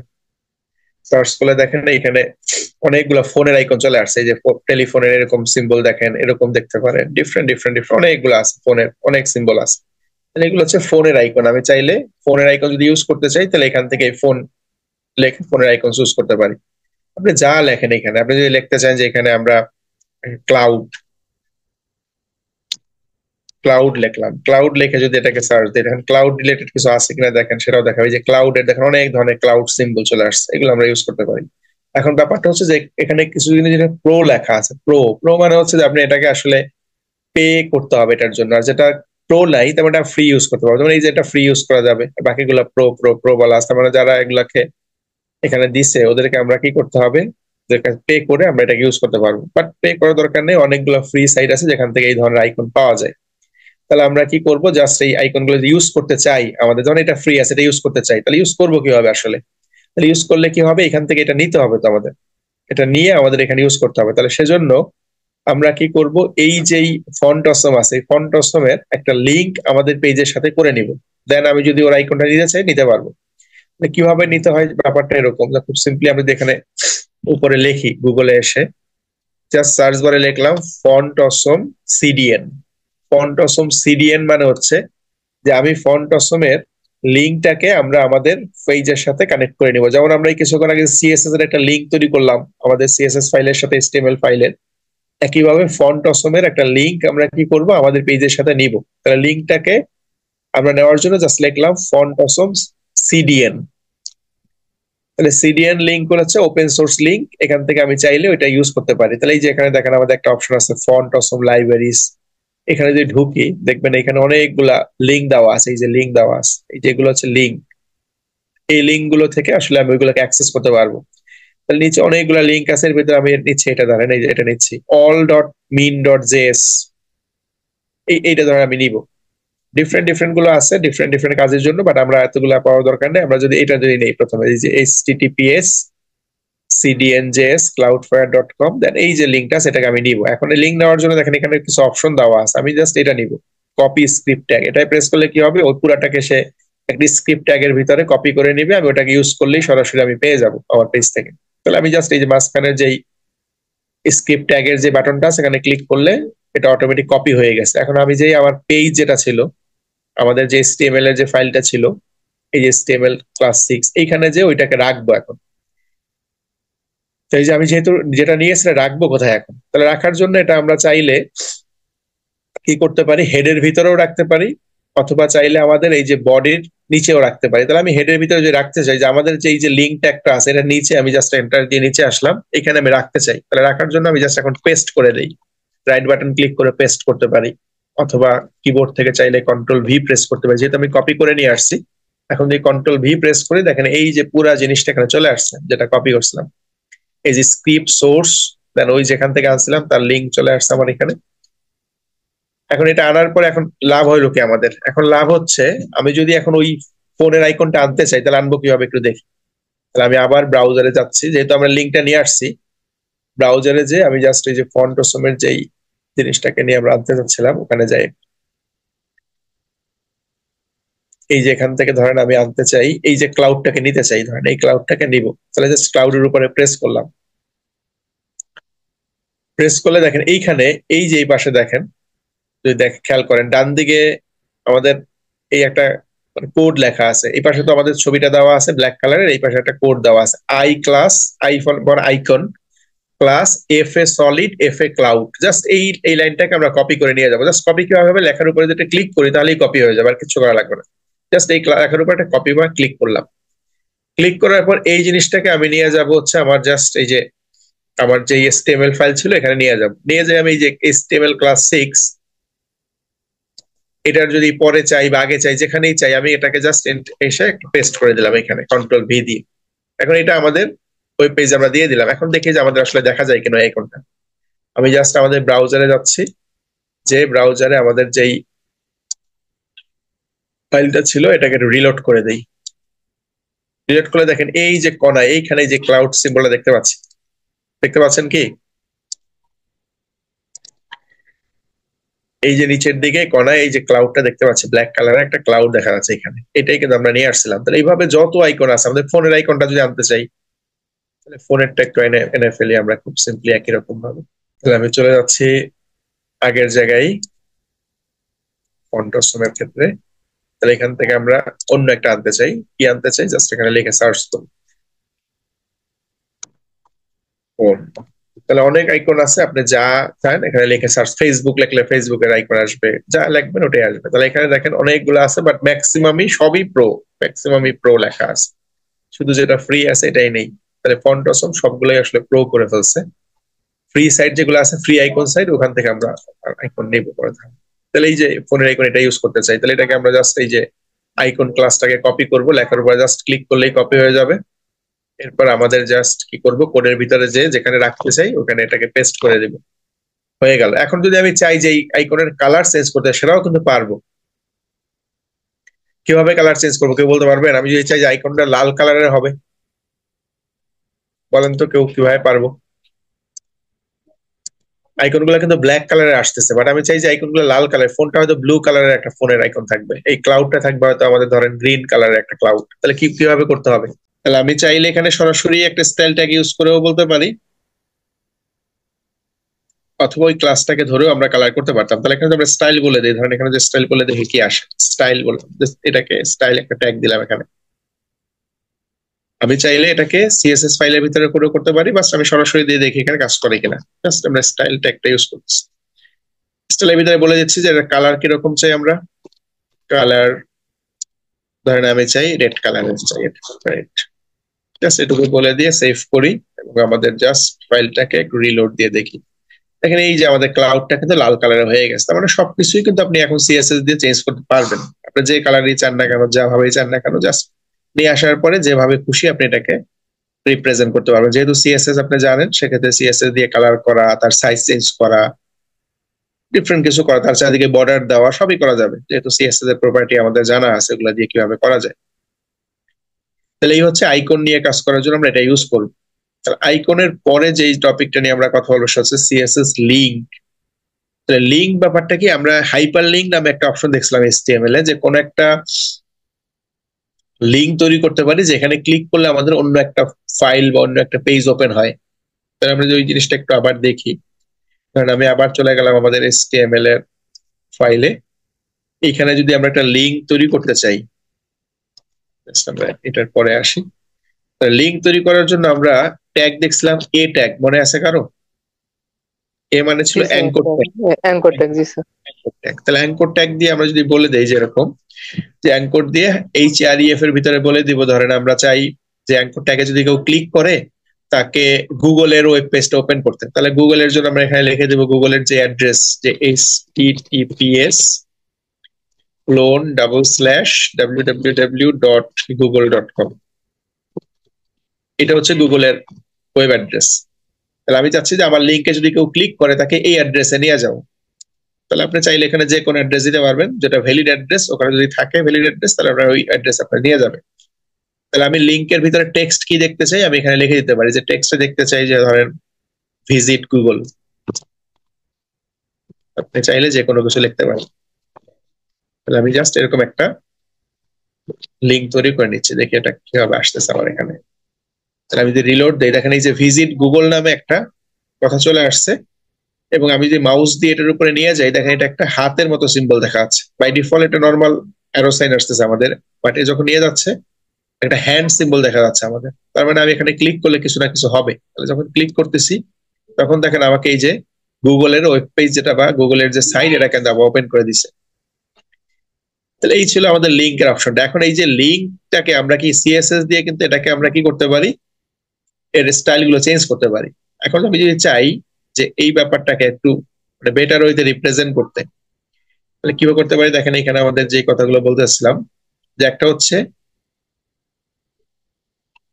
এ লিঙ্ক, এই এ মানে কি অ্যাঙ্কর ট্যাগ, তাই না? এ দিয়ে আমরা বোঝাচ্ছি যে ট্যাগের অ্যাঙ্কর ট্যাগ।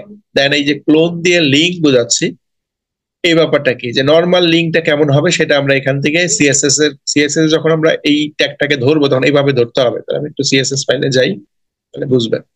তাহলে আমি এখানে এসেই অ্যাঙ্কর ট্যাগটাকে ধরতে চাই, তাহলে আমাকে প্রথমে লিখতে হবে কি এ, এ মানে কি অ্যাঙ্কর ট্যাগ বোঝাচ্ছে। এখন এ ট্যাগের আবার অনেকগুলো সুডো ক্লাস আছে, মানে হচ্ছে এর আবার অনেকগুলো পার্ট আছে, যেমন এর ক্লিক করলে কি হবে, মাউস নিয়ে গেলে এর উপরে কি হবে, নর্মালি কি থাকবে, অনেকগুলা ডিফারেন্ট ডিফারেন্ট ভাবে স্টাইল সেট করা যায়। তাহলে এই ক্লোন দেওয়ার পরে দেখেন আমি যদি এখানে অনেকগুলো অপশন দেখতে পাচ্ছি, যে আমি যদি বলি এ ক্লোন লিঙ্ক, এর মানে হচ্ছে নর্মালি লিঙ্কটা কেমন থাকবে। এই ক্লোন লিঙ্কের ভিতরে আমি বলে দিলাম যে নর্মালি থাকবে হচ্ছে কালার থাকবে, কালার থাকবে ধরেন ব্লু কালারের, একটা ব্যাকগ্রাউন্ড কালারও দিয়ে দিই, ব্যাকগ্রাউন্ড কালার থাকবে ধরেন কি কালারের উপরে ব্লু কালারের লেখা দিব, ব্যাকগ্রাউন্ড কালার ধরেন এরকম থাকবে, আমরা এখান থেকে এরকম কালার থাকবে, চকলেট কালারের থাকবে, ধরেন ব্যাকগ্রাউন্ড কালার চকলেট থাকবে আর লেখার কালারটা ব্লু থাকবে। দেখি কি আসে এটা করলে। জাস্ট একটা বর্ডারও দিয়ে দিই, তাহলে দেখতে ভালো লাগবে। বর্ডার দিচ্ছি, বর্ডার দিচ্ছি আমরা 1 পিক্সেল সলিড ব্ল্যাক, এরকম একটা বর্ডার দিয়ে দিলাম। এখন জাস্ট আমরা যদি একটু আমাদের লিঙ্কটার অবস্থা দেখি, জাস্ট এটাকে যদি আমরা রিলোড দেই, তাহলে দেখেন এটা দেখতে এরকম মনে হচ্ছে, লেখার কালার ব্লু কালারে আছে, পিছনের কালার চকলেট হয়ে গেছে এবং তার ব্যাকগ্রাউন্ডে এরকম একটা জিনিস দেখা যাচ্ছে। তো এটা একটা বাটনের মতো মনে হচ্ছে, আমাদের এটা একটু সুন্দর করি তাহলে দেখতে বাটনের মতো মনে হবে। তাহলে সুন্দর করার জন্য কি কি জিনিস ইউজ করা যেতে পারে বলে আপনাদের মনে হয়, একটু বলেন তো। এই ভিজিট গুগলটাকে আর একটু সুন্দর করতে চাই, তাহলে কি কি করতে পারি? আপাতত আমি এই যে এই দুটো আইকন মুছে ফেলি, তাহলে আমাদের ওই জিনিসটা দেখতে সুবিধা হবে। তাহলে আর কি কি করতে পারি বলেন তো একটু, যে আমি যদি এটাকে আরেকটু বেটার ওয়েতে রিপ্রেজেন্ট করতে চাই তাহলে কি কি করা যেতে পারে। তাহলে কালারটা চেঞ্জ করে দিই, কালারটা চকলেট কালার ভালো লাগতেছে না, কালারটা দিয়ে দিলাম ধরেন রেড কালার, আর লেখার কালার ধরেন দিয়ে দিলাম হোয়াইট কালার। এখন ব্যাপারটা আর কি করা যেতে পারে, আমরা জানি যে প্যাডিং দেওয়া যেতে পারে, তাই না? কিছুক্ষণ আগে আমরা প্যাডিং দেখলাম না, যে লেখার চারদিকে একটু আমরা ফাঁকা দিতে পারি, প্যাডিং দিতে পারি, তাহলে বাটনটা দেখতে সুন্দর মনে হবে। তাহলে আমি যদি প্যাডিং দিয়ে দিই, প্যাডিং দিয়ে বললাম যে প্যাডিং হবে ধরেন 10 পিক্সেলের প্যাডিং থাকবে। দেখি এখন কি আসতেছে, সেভ করলাম, ক্রিয়েট করলে দেখেন এটা দেখতে এখন এরকম মনে হচ্ছে। এই যে লেখা দেখতে পাচ্ছেন, লেখার নিচে একটা আন্ডারলাইন দেখা যাচ্ছে, দেখা যাচ্ছে কি ভিজিট গুগল লেখার নিচে আন্ডারলাইন দেখা যাচ্ছে। জি জি স্যার। তাহলে আমরা যখন কোনো বাটনের উপরে লেখা দেখি, লেখার নিচে কিন্তু আন্ডারলাইন থাকে না, থাকে কি? জি না স্যার, থাকে না স্যার। ডেকোরেশন নান করে তাহলে আমাদের কি করতে হবে, কি লিখবো? ডেকোরেশন নান। হ্যাঁ, টেক্সট ডেকোরেশন নান করে দিব। তাহলে টেক্সট ডেকোরেশন একটা আমাদের কি হচ্ছে প্রপার্টি, আমি যে টেক্সট ডেকোরেশন অপশনটা ইউজ করি, এরপর যদি বলে দিই যে এটা নান হয়ে যাবে, তার মানে সেক্ষেত্রে কি হবে, এটাকে আমাকে আর আন্ডারলাইনটা সে শো করবে না তখন। তাহলে আমি যদি এখন একটু জাস্ট এটাকে রিলোড করে দিই, তাহলে দেখবো যে ওই আন্ডারলাইনটা কিন্তু রিমুভ হয়ে গেছে। একইভাবে চাইলে আপনি এটা ফন্ট স্টাইল চেঞ্জ করতে পারেন, ডিফারেন্ট ডিফারেন্ট কাজ করা যেতে পারে। এখন একইভাবে দেখেন, আমি যদি চাই যে এই বাটনটা তো নর্মালি লাল কালারের আছে, বাট কেউ যদি বাটনের উপরে মাউস নিয়ে যায়, ধরেন এই বাটনের উপরে মাউস নিয়ে গেলাম, মাউস নিয়ে গেলে আমি চাচ্ছি যে এই বাটনের কালারটা চেঞ্জ হয়ে যাক, তাহলে সেই ক্ষেত্রে আমাদের কি করতে হয়, আমাকে আরেকটা এই সেম জিনিসটা আমরা কি করবো, প্রথমে অ্যাঙ্কর ট্যাগটাকে ধরবো, যে আমি অ্যাঙ্কর মানে কি লিঙ্কটাকে নিয়ে কাজ করতে চাই। এখন মাউস নিয়ে যাওয়ার ব্যাপারটাকে বলে হোভার, তাহলে আমি জাস্ট হোভার এই ব্যাপারটা ইউজ করবো। এই হোভার প্রপার্টিটা ইউজ করে আমি এখন বলে দিব যে যদি কেউ মাউসের উপরে মানে তোমার মানে ওই যে বাটনের উপরে যদি মাউসটাকে নিয়ে যাও, তখন তোমার অপশনগুলো চেঞ্জ হবে। কি চেঞ্জ হবে, আমি জাস্ট এই জিনিসগুলোকে একটু জাস্ট কপি করে চেঞ্জ করে দেই, তাহলে আমাদের হয়ে যাবে। এখানে জাস্ট নিয়ে আসলাম কপি করে, জাস্ট কালারটা আমরা বললাম যে লেখার কালার তখন হয়ে যাবে ধরেন আহ লেখার কালার কিরকম চাই, নর্মালি ছিল হোয়াইট, তাহলে আমরা যদি মাউস নিয়ে যাই তাহলে লেখার কালার হয়ে যাবে ধরেন গ্রিন, জাস্ট যে কোনো একটা কালার। আর ব্যাকগ্রাউন্ড কালার ছিল রেড, বাট ব্যাকগ্রাউন্ড কালার হয়ে যাবে তখন ধরেন ব্ল্যাক। বর্ডারটা ব্ল্যাক কালারের ছিল, বাট বর্ডারটা হয়ে যাবে ধরেন আমাদের পিঙ্ক কালারের। জাস্ট ডিফারেন্টটা বোঝানোর জন্য যে এই ব্যাপারটা আমরা যাচ্ছি। এখন যদি আমরা সেভ করে দেই এবং আমাদের জাস্ট ওই জিনিসটাকে রিলোড দেই, তো সেক্ষেত্রে দেখেন নর্মালি আমাদের বাটনের কালার এই অবস্থায় আছে। মাউস যখন নিয়ে যাচ্ছি বাটনের উপরে, তখন দেখেন আমাদের বাটনটা কিন্তু তার কালার চেঞ্জ করতেছে। মাউস নিয়ে যাওয়ার সাথে সাথে দেখেন সেটার ওই যে লেখাটা কালারটা গ্রিন চলে আসছে, ব্যাকগ্রাউন্ডটা ব্ল্যাক চলে আসছে। এই হচ্ছে হোভার অপশন, যে আমরা বাটনের উপর মাউস দেওয়ার সাথে সাথে এটা কাজ করতেছে। তাহলে এইভাবে চাইলে আমরা ডিফারেন্ট ডিফারেন্ট ব্যাপারগুলো ইউজ করতে পারি। তাহলে এটাকে আমরা বলতেছি লিঙ্ক অপশন ইউজ করে এই কাজটা করা। তাহলে কি করা যেতে পারে, যে নর্মাল লিঙ্কটা কেমন দেখাবে সেটা আমরা করতে পারি। ভিজিটেড, ভিজিটেড মানে যখন কেউ ক্লিক করে ফেলবে ওই লিঙ্কে, তখন লিঙ্কটা চেহারা কেমন হবে। অনেক সময় দেখি যে বাটনে ক্লিক করার পর বাটনের চেহারাটা একটু চেঞ্জ হয়ে যায়, কালার টালার। তাহলে এটা আমরা ভিজিটেড এর ভিতরে বলবো যে আসলে কিভাবে হবে। আর হোভার মানে যখন আমরা মাউসটাকে নিয়ে যাব তখন দেখতে কেমন হবে। আর একটা হচ্ছে কি অ্যাক্টিভ, অ্যাক্টিভ মানে হচ্ছে link the moment it's click, মানে যখন ক্লিক করবো মানে যেই মুহূর্তে আমি ক্লিক করবো তখন আসলে এই ব্যাপারটা কি হবে। তাহলে এই চারটা স্ট্যাটাস আছে আমাদের লিঙ্কের ক্ষেত্রে। তাহলে এই লিঙ্ক গুলোকে প্রত্যেকটার জন্য আমরা কি করতে পারি, সিএসএস ইউজ করে করে এটাকে ডিফারেন্ট ডিফারেন্ট ডিফারেন্ট করে ফেলতে পারি। তো এরকম সিএসএস এর আসলে অনেক প্রপার্টি আছে। তাহলে আমাদের আসলে সিএসএস যদি আমরা দেখতে চাই, সিএসএস এর কিন্তু প্রপার্টির অভাব নাই। তাহলে আমি যদি এখানে যা সিএসএস লেখে সার্চ করি, W3 স্কুল সিএসএস, এরকম যদি সার্চ করি দেখবেন যে আপনার সিএসএস এর প্রপার্টির অভাব নাই। যে একটু আমরা যদি বাম দিকের প্যানেলটা দেখি, যে অনেক সিএসএস প্রপার্টি আছে। সিএসএস ডিফারেন্ট ডিফারেন্ট প্রপার্টি গুলো এখানে বলা আছে, কালার চেঞ্জ করা, বর্ডার চেঞ্জ করা, প্যাডিং চেঞ্জ করা, মার্জিন চেঞ্জ করা, অনেক। এখন এই সবগুলো তো আমাদের আসলে মনে রাখাও সম্ভব না, সবগুলো কেউ মনে রাখতেও আসলে পারবেন না চাইলেও, কারণ এত এত প্রপার্টি সবগুলো মনে রাখা কারোর পক্ষেই সম্ভব না আসলে।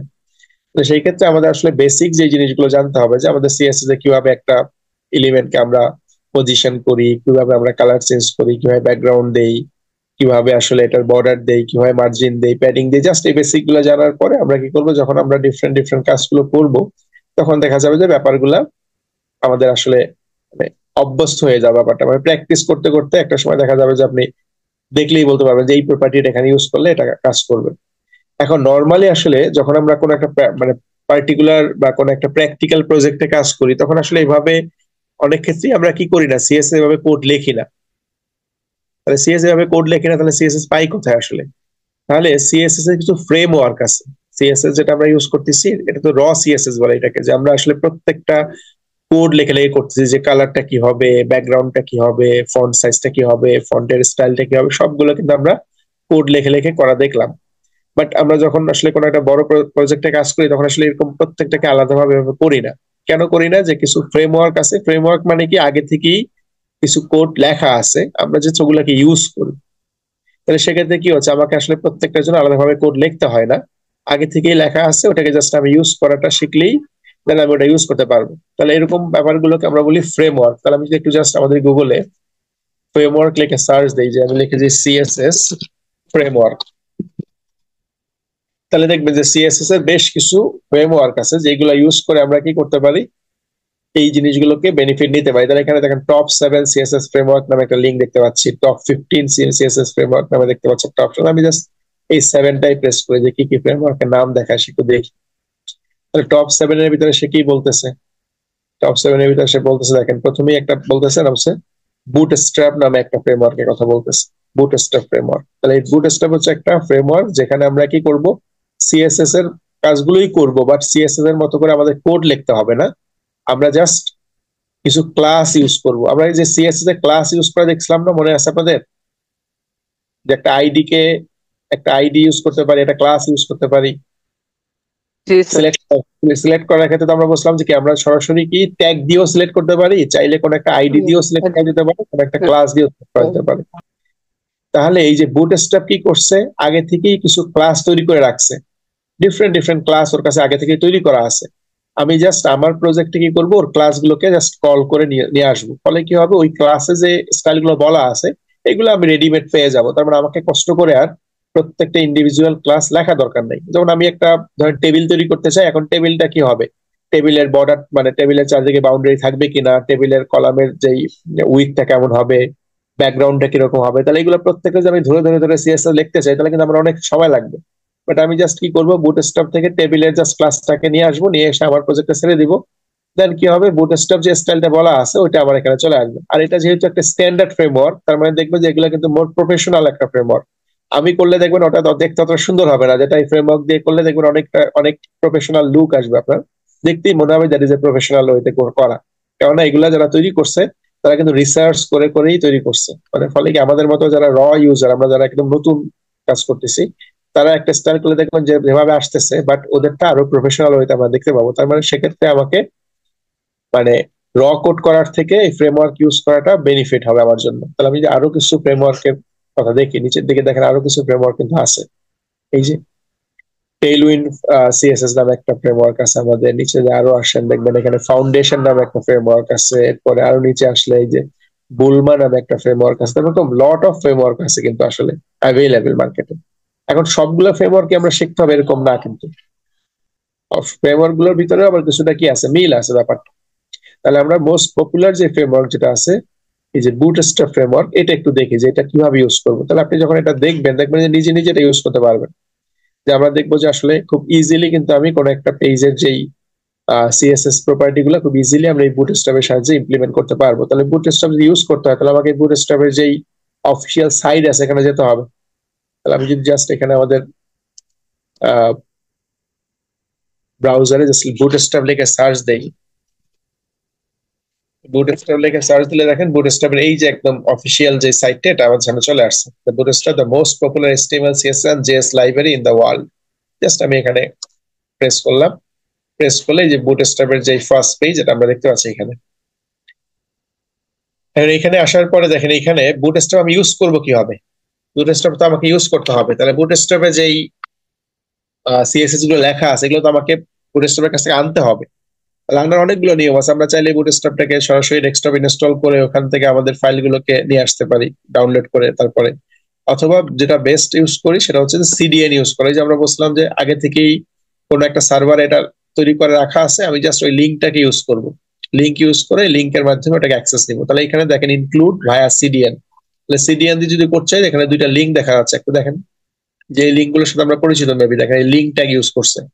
তার মানে লিঙ্ক ট্যাগ ইউজ করে আমরা কি করি, কোন একটা সিএসএস ফাইলকে কানেক্ট করি, এই যে লিঙ্ক দেন HREF হাইপার রেফারেন্স, এরপরে এই যে ফাইলের লোকেশন, যেমন আমরা কিছুক্ষণ আগে যখন করছিলাম আমাদের ফাইলে একটু দেখি HTML ফাইলটা দেখেন, এই যে আমরা লিখছিলাম যে লিঙ্ক দেন আমরা বলছিলাম হাইপার রেফারেন্স, কোন ফাইলটাকে লিঙ্ক করছিলাম আমরা, class6.css। বাট আমি এখন class6 কে চাই না, আমি চাই বুটস্ট্র্যাপটাকে নিয়ে আসতে। তাহলে বুটস্ট্র্যাপের যে লিঙ্কটা আছে ওই লিঙ্কটা নিয়ে আসতে হবে আমাকে।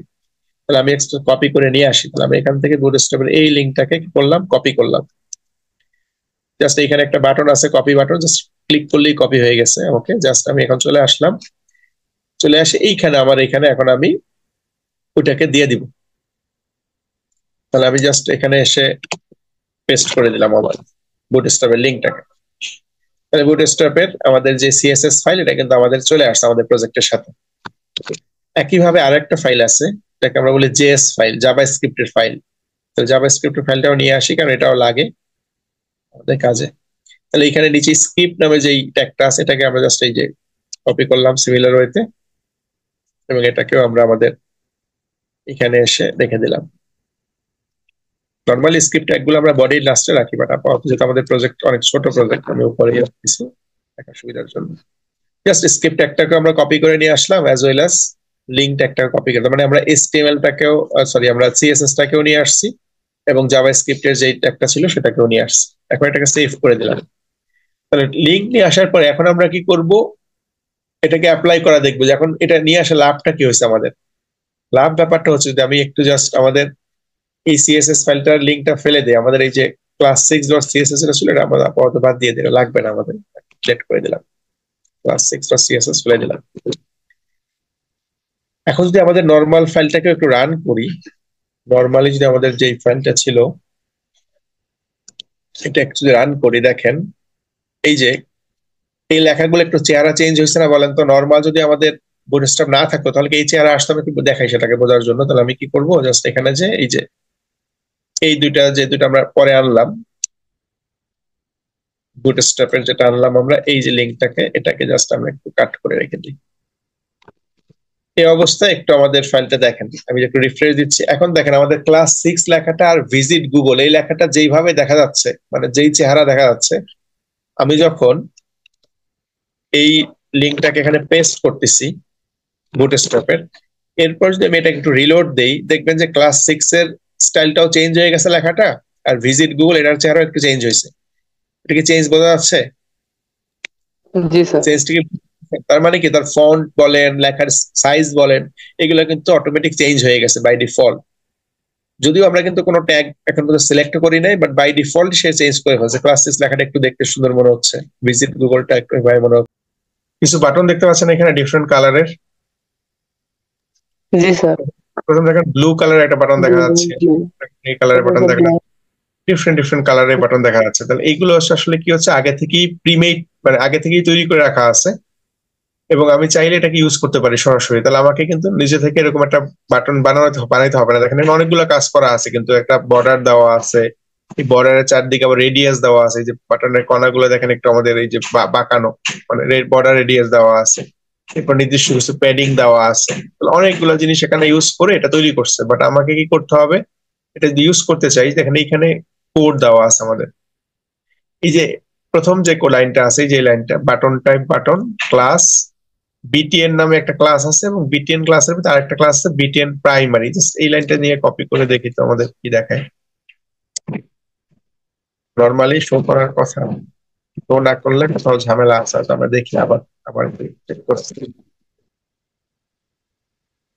আমি যদি আমার ফাইলটাকে রিলোড দিই, এই দেখেন প্রাইমারি নামে একটা বাটন আমি দেখতে পাচ্ছি, আমাদের এই কোণায় চলে আসছে প্রাইমারি। তাহলে প্রাইমারি বাটন মানে হচ্ছে প্রাইমারির কালার বলা আছে এরকম, এই যে ব্লু কালারের বাটনটাকেই আসলে প্রাইমারি বলে, মানে ব্লু কালারটাকে প্রাইমারি কালার বলে। এখন আমি যদি রেড কালারে চাইতাম এই বাটনটা রেড কালারে আসবে, তাহলে দেখেন এখানে কিন্তু সেই অপশনটা দেওয়া আছে আপনার। যদি এখানে আবার যান, দেখেন এখানে ডিফারেন্ট জিনিসগুলো বলা আছে। রেড কালারের জন্য কি বলা আছে, যেটা কোন ক্লাসটা ইউজ হবে, বিটিএন ড্যাঞ্জার ক্লাসটা ইউজ করলে আমরা রেড কালারের বাটনটা পাবো। কেউ যদি এই গ্রিন কালারের বাটনটা চান, সেক্ষেত্রে ইউজ করে বিটিএন সাকসেস। এই ইয়েলো কালারে চাইলে আমাকে লিখতে হয় বিটিএন ওয়ার্নিং। তার মানে আমি যদি এই কোডগুলোই এখান থেকে জাস্ট কপি করি পুরোটা, এরপর আমাদের এইখানে দিয়ে দেই, এখানে আবার যাই, এই বাটনটাকে ফেলে দিয়ে সব পুরা কোডটাকে আমরা এখানে পেস্ট করে দিই। দেখুন এই সবগুলা বাটনই আমরা কিন্তু এখানে পেয়ে যাওয়ার কথা। একটু রিলোড করি, দেখেন দেখেন সব বাটন গুলো কিন্তু চলে আসছে, primary button, secondary button, success, danger, warning. তার মানে সব বাটন গুলো আমাদের এখানে পেয়ে গেছি। তার মানে আমাকে কিন্তু এটার জন্য কোনো কোড লেখাও লাগে নাই, কোনো সিএসএস লেখা লাগে নাই, কিছু লেখা লাগে নাই। তাহলে আমার যদি কোনো একটা বাটন দরকার হয় কোনো একটা পেজে, আমি জাস্ট কি করবো, বুটস্ট্র্যাপ থেকে ওই বাটনের কোডটাকে কপি করে নিয়ে এসে আমার প্রজেক্টে রেখে দিব, তাহলে হয়ে গেল। তাহলে সিমিলার হয়তো আমরা আরো বেশ কিছু অপশন দেখি, এখানে আর কি কি অপশন আছে আমাদের, ফর্মটাও দেখবো আমরা, আরো অপশন গুলো দেখি।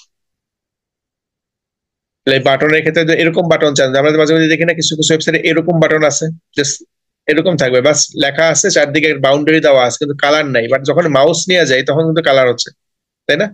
এটাও কিন্তু মোটামুটি কিন্তু স্ট্যান্ডার্ড একটা অপশন, তাই তো? এরকম দেখেন না? দেখছেন কি কেউ এরকম জি বাটন স্যার, গুলো? জি তাহলে আপনার কি মনে হয় যে আপনি এরকম বাটন ইউজ করবেন? সেক্ষেত্রে দেখেন এখানে তার জন্য কিন্তু আমাদের ক্লাস তৈরি করে দেওয়া আছে। তাহলে এটাকে আমরা বলতেছি outline, BTN outline primary. BTN তারপর আগের ছিল নর্মালি বিটিএন প্রাইমারি, তাহলে কি এই কালারটা আসতো। বাট আমি যদি আরেকটা নতুন ক্লাস এখানে ইউজ করছে বিটিএন আউটলাইন প্রাইমারি, তার মানে আপনি যদি এই লাইনটা কপি করে নিয়ে যান তাহলে আপনি দেখবেন যে আপনার ওই বাটনটা ওই ওই স্টাইলে চলে আসবে। একইভাবে বাটনের সাইজও কিন্তু আমরা চেঞ্জ করতে পারি, যে বাটনের সাইজ সবসময় একই রকম থাকবে এরকম না। বড় সাইজের বাটন লাগতে পারে আমাদের, ছোট সাইজের বাটন লাগতে পারে। তাহলে এখানেও দেখেন তার জন্য আলাদা আলাদা ক্লাস আছে। যে বিটিএন হাইপেন এলজি, এটার মানে হচ্ছে লার্জ বাটন, বড় বাটন চাইলে এটা লিখবে। একইভাবে যদি কেউ স্মল বাটন চায় সেক্ষেত্রে লিখতে হবে BTN hyphen S M. S M মানে স্মল এর short form, S M. LG S M, এগুলো দিয়ে আমরা বোঝাচ্ছি যে বাটনটা। তাহলে এগুলো কি আগে থেকেই প্রিডিফাইন্ড ক্লাস, মানে আগে থেকেই বুটস্ট্র্যাপ এগুলো তৈরি করে রাখছে। আপনার কাজ হচ্ছে শুধুমাত্র এই ক্লাসগুলোকে কল করে নিয়ে আসা। তো আপনি যদি ক্লাসগুলো মনে রাখেন সেক্ষেত্রে নিজেও লিখে নিতে পারবেন বুটস্ট্র্যাপটাকে লিঙ্ক করার পরে। আর মনে না রাখলে সরাসরি এই বুটস্ট্র্যাপের যে সাইট আছে যেখান থেকে আমরা দেখতে পাচ্ছি এখান থেকে আমরা কপি করে নিয়ে যেতে পারবো। তাহলে সেক্ষেত্রে কিন্তু ব্যাপারটা অনেকটা ইজি হয়ে যায় আপনার জন্য, যে আমাকে কিন্তু পুরো জিনিসটাকে মুখস্থও করতে হচ্ছে না, মনেও রাখতে হচ্ছে না। তাহলে সিমিলারলি আমরা আরো কিছু অপশন দেখি। দেখেন এখানে কার্ড নামে একটা অপশন আছে, আমরা কিন্তু এরকম দেখি মাঝে মধ্যেই ডিফারেন্ট ওয়েবসাইট এরকম দেখেন কিন্তু, এখানে একটা ছবি দেওয়া থাকে, ছবি নিচে কিছু লেখা থাকে, নিচে একটা বাটন থাকে। ম্যাক্সিমাম ওয়েবসাইট এরকম কার্ড সিস্টেমটা ইউজ করে ডিফারেন্ট ডিফারেন্ট প্রোডাক্টের ফিচার দেখানোর জন্য। আমি ই কমার্স ওয়েবসাইট গুলো তো মাস দেখেন, তাই না? ই কমার্স ওয়েবসাইট এরকম দেখেন না? কোন একটা জি স্যার, প্রোডাক্ট কার্ডের অপশন থাকে। অপশন থাকে, কোন একটা প্রোডাক্টের ইমেজ দেওয়া থাকে, তার প্রোডাক্টের ডেসক্রিপশন দেওয়া থাকে, নিচে বলা থাকে অ্যাড টু কার্ট, মানে আমি এটা কিনতে চাইলে এখানে ক্লিক করতে বলে। তাহলে এই সিমিলার টাইপের যদি আমি একটা ডিজাইন চাই তাহলে আমার কাজ হচ্ছে কি, এই যে HTML এর কোডটাকে কপি করলাম, কপি করে জাস্ট আমাদের প্রজেক্টের যেই জায়গা ছিল যেখানে আমি রাখতে চাই এখানে এসে আমি এটাকে পেস্ট করে দিলাম। সেভ করে জাস্ট এটাকে রিলোড দিয়ে দেখি যে ওই কার্ড অপশনটা আমাদের এখানে দেখায় কিনা। তাহলে এই যে কার্ড অপশনটা এখানে চলে আসছে।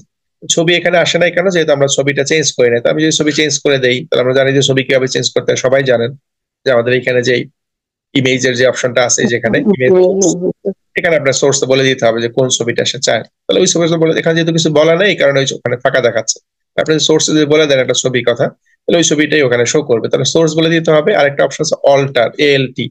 অল্টার মানে হচ্ছে অল্টারনেটিভ টেক্সট, মানে যদি কোনো ছবিটা যদি কোনো কারণে ছবিটা শো না করে তাহলে কি দেখাবে। ধরেন আমার এখানে কিন্তু ছবি শো করতেছে না, তো আমি যেখানে লিখে দিতাম যে এটা হচ্ছে প্রোডাক্ট ইমেজ, বা প্রোডাক্ট লিখে লিখলাম কম্পিউটার, মানে এটা কম্পিউটারের একটা ছবি ছিল, কম্পিউটার কথা লিখে দিলাম, লিখে সেভ করলাম, রিলোড দিলাম। এখন দেখেন এইখানে কম্পিউটার কথাটা দেখা যাচ্ছে। তার মানে যদি কোনো কারণে আপনার ছবিটা নাও আসে, হয়তো সেটা হতে পারে ছবির লিঙ্কটা আপনার কারেক্ট হয় নাই, বা আপনার কোনো কারণে নেটওয়ার্ক ইস্যুর কারণে ছবি আসছে না, সেক্ষেত্রে যেই অল্টার টেক্সে যে কথাটা লিখবেন সেটা এখানে শো করবে। তাহলে এরকম করে আমরা অল্টার ট্যাগ ইউজ করি ইমেজের ক্ষেত্রে, যাতে কোনো কারণে ছবিটা যদি লোড হইতে সমস্যা হয় বা না আসে, যাতে ইউজার বুঝতে পারে যে আসলে এখানে কি ছিল, তাকে একটা এডিশনাল ইনফরমেশন দেওয়ার জন্য আমরা অল্টার ট্যাগে বলে দিতে পারি ব্যাপারটা। সিমিলার ওয়েতে দেখেন এখানে লট অফ ফিচার আছে। আমরা যদি বুটস্ট্র্যাপ দেখা শুরু করি দেখুন বুটস্ট্র্যাপ দেখতে আপনার আসলে অনেক সময় লাগবে। আমরা কার্ডের পরে যে ক্যারোজল নামে একটা অপশন আছে, এরকম দেখছেন কিনা বলেন তো, একটু দেখেন তো, কেউ কি দেখছেন?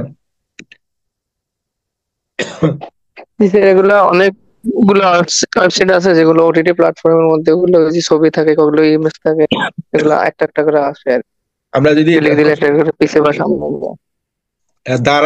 দারাজে তো সবাই ঢুকছেন তাই না? দারাজে তো অলমোস্ট সবাই ঢুকছেন। দেখবেন দারাজে ঢুকলে আমি যদি দারাজে জি ঢুকি স্যার। এখানে দারাজ লেখা যদি সার্চ করি, ডিফারেন্ট ওয়েবসাইট গুলো এগুলো আছে। দারাজে যখন ঢুকবেন দেখবেন দারাজে আমাদের এই প্রথমেই এই যে একটা ব্যানারের মতো চলে আসছে, এবং এটা কিছুক্ষণ পর পর দেখবেন চেঞ্জ হয়। এই প্রথমে এটা আসছে এখন উইন্টার কালেকশন সেল, এখান পর চেঞ্জ হয়ে আবার কি আসছে বেস্ট এভার হারপিক, এটা আসতেছে। আবার কিছুক্ষণ পর এটা চেঞ্জ হয়ে আরেকটা আসবে। এইগুলোকে আমরা বলি আসলে কি স্লাইডার। এই এরকম স্লাইডারও কিন্তু এখানে আমাদের রেডিমেড তৈরি করে দেওয়া আছে, যেটা আমরা ক্যারোজাল স্লাইড বলতেছি বুটস্ট্র্যাপের রেসপেক্টে। তাহলে এই যে এখানে রেডিমেড দেওয়া আছে, ফার্স্ট স্লাইডে কি আসবে, সেকেন্ড স্লাইডে কি আসবে, থার্ড স্লাইডে কি আসবে, এগুলো কিন্তু আপনি যদি এই ছবিগুলো দিয়ে দেন এখানে, মানে লিঙ্ক থেকে ছবিগুলো অ্যাড করে দেন, তাহলে দেখবেন আপনার ক্ষেত্রে এই যেগুলো অটোমেটিক চেঞ্জ হচ্ছে। মানে এটার জন্য কোড কি আছে, HTML এর কোড কি, অ্যাজ ওয়েল অ্যাজ এই যে শুধু ইমেজের লিঙ্ক গুলো বলা নেই, আপনাকে এটা বলতে হবে যে ইমেজ কি হবে, এখানে কোন ইমেজটা আসবে, এখানে কোন ইমেজটা আসবে, জাস্ট এটা কপি করে নেবেন, আপনার ইমেজ গুলো লিঙ্ক বলে দিবেন, দেখবেন অটোমেটিক এটা রান করতেছে। তাহলে ব্যাপারটা কতটা ইজি বলেন তো? আপনার কিন্তু HTML এরও মুখস্থ করা লাগতেছে না, অ্যাজ ওয়েল অ্যাজ আপনাকে CSS এর কোডও মুখস্থ করা লাগতেছে না। জাস্ট আপনি কি করতেছেন, কোন স্টাইলটা নিবেন সেটা কপি করে নিচ্ছেন, দেন আপনি শুধু মডিফিকেশন করে দিচ্ছেন। বাট আমরা HTML কেন শিখলাম তাহলে? যদি আমার কোনো কিছু চেঞ্জ করতে হয় তাহলে আমি যদি বুঝি যে আসলে এটা ইমেজ মানে কি, ইমেজের অপশন, H1 মানে কি, হেডিং অপশন, তার মানে আমাদের বেসিক নলেজটা থাকতে হবে যাতে আমরা ওখানে কোনো মডিফিকেশন করতে পারি। ধরেন আমাদের একটা বাটন আসছে, এই যে আমরা কিছু বাটন নিয়ে আসলাম অনেকগুলো, এখন আমার ধরেন এই বাটনটার কি দরকার, এই বাটনটার হয়তো কালারটা আমার রেড দরকার না ডিফারেন্ট কালার দরকার, তাহলে আমাদের তো জানা আছে যে এই কালারটা কি ব্যাকগ্রাউন্ড কালার, তাহলে ব্যাকগ্রাউন্ড কালারটা আপনি বদলাই দিলেন, একটা CSS দিয়ে ব্যাকগ্রাউন্ড কালারটা বদলাই দিয়ে চেঞ্জ করতে মানে চেঞ্জ করে দিতে পারবেন। একইভাবে আপনি চাচ্ছেন যে ডেঞ্জার লেখাটাকে আপনি চাচ্ছেন একটু আরেকটু মানে বোল্ড করে দেখতে, তাহলে বোল্ড কিভাবে করতে হয় সেটা আপনি জানেন, এটা দিয়ে বোল্ড করে দিবেন। তার মানে আমরা বেসিক জিনিসগুলো জানবো, দেন আমাদের এখান থেকে যখন আমি একটা জিনিস নিয়ে আসবো ওটাকে চাইলে আমরা মডিফাই করে আমাদের মতো করে তখন ইউজ করতে পারবো। ওকে, তাহলে আমরা আজকে এখানে শেষ করতেছি, নেক্সট ক্লাসে আবার ইনশাল্লাহ বাকিটা নিয়ে কথা হবে। তো আমরা একটু প্র্যাকটিস করবো ইনশাল্লাহ, তাহলে আমাদের জিনিসগুলো আর একটু ক্লিয়ারলি আমরা তো কাজ করতে পারবো।